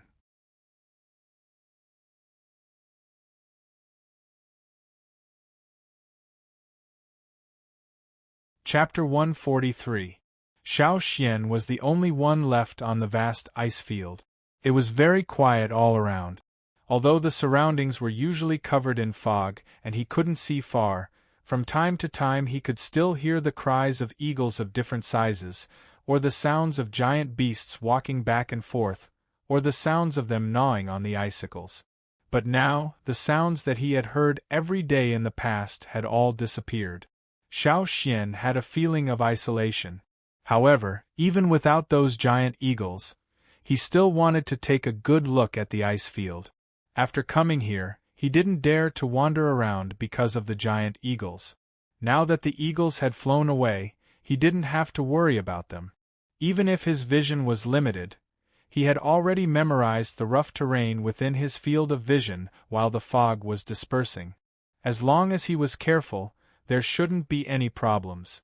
Xiao Xian walked on the ice field at the top of the mountain.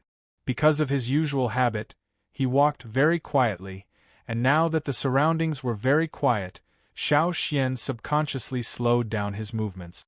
Although he was cautious, his speed wasn't slow. In front of him was the abyss of the cliff where the eagles flew down. Xiao Xian naturally didn't walk forward, but instead walked horizontally along the ice field. In order to avoid accidentally falling into the abyss, Xiao Xian kept a distance from the edge. He already had an idea of the length of the abyss, but he didn't know how far it was horizontally. Even when the fog was dispersing, Xiao Xian still couldn't see the edge. There were some large footprints on the ice field, and the icicles were full of pecking marks. Some of the marks were large, some small. Along the way, Xiao Xian saw a few gigantic icicles. These gigantic icicles would naturally attract the attention of the larger giant eagles. Just look at the marks on the icicles. Most of the pecking marks were on top of the icicles, and it was hard to see further up. Closer to the ground, there were only a few small pecking marks or no pecking mark. The giant eagles wouldn't always lower their heads to bite. Xiao Xian was walking when he suddenly heard a hissing sound. It wasn't loud, but because the surroundings were too quiet, the sound was more obvious. This wasn't the sound of the giant eagles walking. When the giant eagles walked here, most of them had a heavy feeling and were very generous, not avoiding anything. But at this moment, this sound made Xiao Xian feel a sense of caution. The sound was getting closer and closer. Xiao Xian hid behind a huge icicle, carefully paying attention to the creatures in the fog that were getting closer and closer. Gradually, Xiao Xian saw a long figure in the fog. Snake? No, it wasn't a snake. It was not as long as a snake, and the way it moved was different from a snake. It looked more like a worm. Stoneworm? Stoneworms were commonly seen in mountainous and rocky areas. But soon, Xiao Xian knew that he was wrong. This wasn't a stone worm, but a fleshy worm that was very similar to a butterfly's larva. This worm was thicker than Xiao Xian's thigh. It was nearly 4 meters long and snow-white. It had a round head and a constricted neck between its head and body. It didn't look any different from other butterfly larvae except for its larger size. But if one looked closely, they would find many differences. Many butterfly larvae that Xiao Xian had seen in hunting grounds had 3 pairs of thoracic feet, 4 pairs of abdominal feet, and 1 pair of tail feet. But the one in front of him had 3 pairs of thoracic feet, 3 pairs of abdominal feet, and 3 pairs of tail feet. The thoracic feet and tail feet were very similar, but the abdominal feet were different. The thoracic feet and tail feet had hooks at the front, while the abdominal feet had suction cup. The hissing sound that Xiao Xian heard just now was the sound of it crawling on the ice field. It was a very strange worm. Xiao Xian didn't expect to see such a creature in such a cold place. Generally speaking, they should live in warmer areas. Xiao Xian didn't know if this worm had any attack power. He just stood quietly behind the icicle, observing the snow-white worm that was crawling closer and closer. Crawled for a while, then stopped. Then it used its abdomen and tail feet to prop itself up, as if it was trying to identify something. Then it determined a direction and continued crawling. At this time, it was heading in Xiao Xian's direction. Was he discovered?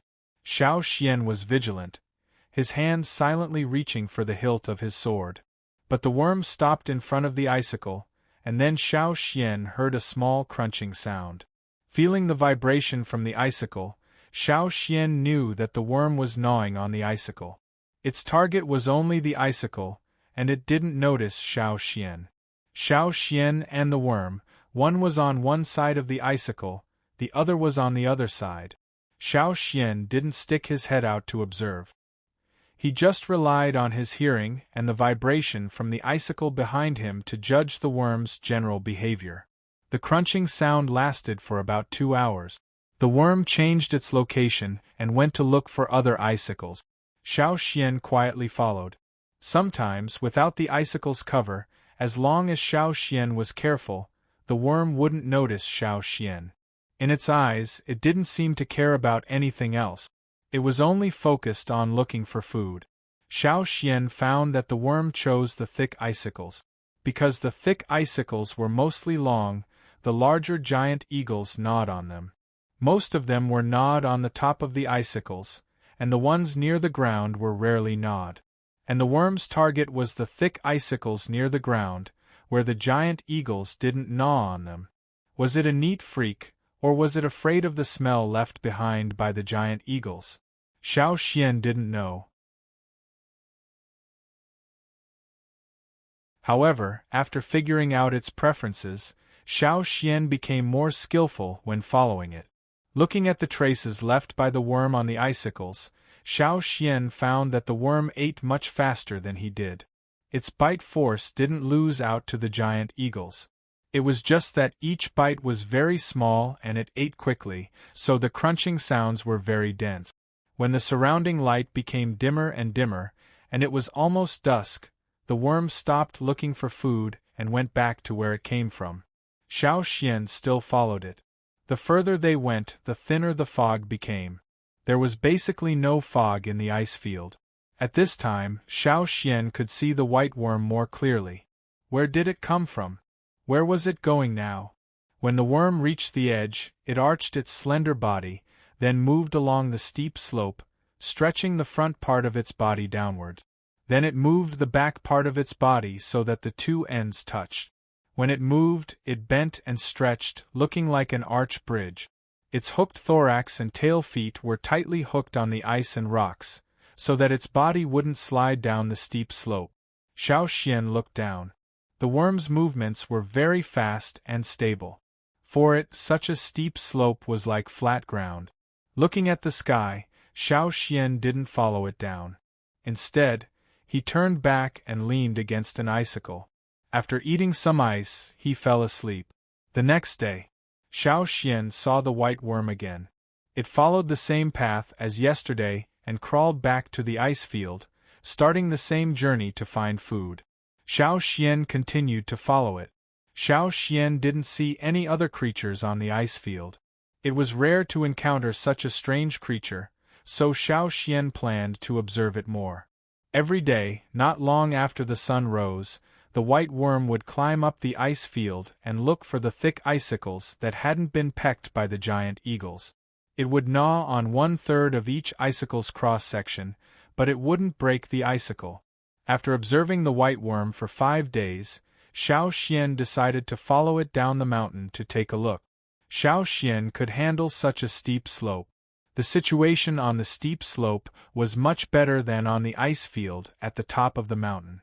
There wasn't as much fog. Even if there was fog close to the mountain walls, it was very thin. Most of the time, it could directly touch Yangguang. To be safe, Xiao Xian stayed away from the white worm and followed it closely. But soon, Xiao Xian found that the white worm was much faster than him. It was much faster than when they were on the ice field. Before long, Xiao Xian was left far behind. After thinking about it, Xiao Xian returned to the ice field. He changed his strategy. When the white worm climbed up the ice field the next day, Xiao Xian didn't follow it. Instead, he walked down the steep slope. The white worm would leave tracks on the rocks and thick layers of ice. Xiao Xian only needed to follow these tracks to know where it went down the mountain. On the steep slope, there would be deep holes in the ground where the white worm passed. There were also traces of hooks at the bottom of the holes. Looking at the length of the white worm and following its walking pattern, he could quickly find it. In addition, Xiao Xian went down the mountain during the day, so it wasn't hard to find those holes. Xiao Xian kept going down. From the top of the mountain, a strong wind would blow from time to time. Many small ice particles would directly hit Xiao Xian's body. Xiao Xian could only hold on tightly to the rocks or the hard layer of ice covering the rock.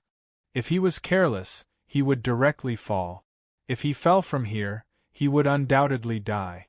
When they flew up the mountain, Cha-Cha and the big eagle took almost half a day. But now, Xiao Xian had used more than half a day, but he hadn't even reached 1/3 of the way up. However, at this point, the white worm's tracks stopped descending. Instead, it followed the horizontal line and went to other places. Xiao Xian followed the tracks and continued to search. Finally, beside a protruding rock, he saw a nest made of silk.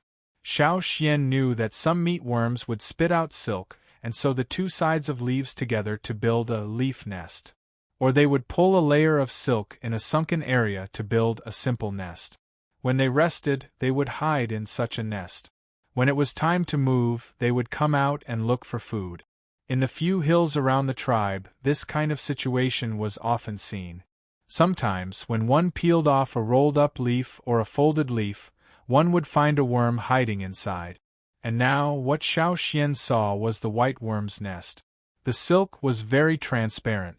What was strange was that it didn't reflect light. If Xiao Xian hadn't followed the tracks and was blocked by this layer of silk, he wouldn't have found it.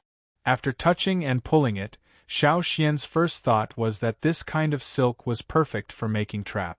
He just didn't know how long it would last. However, for now, Xiao Xian wouldn't touch these silk threads.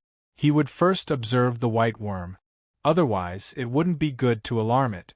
You're tuning in to the Phoenix Nights YouTube channel. Don't forget to subscribe and join us on this journey to catch the most captivating stories.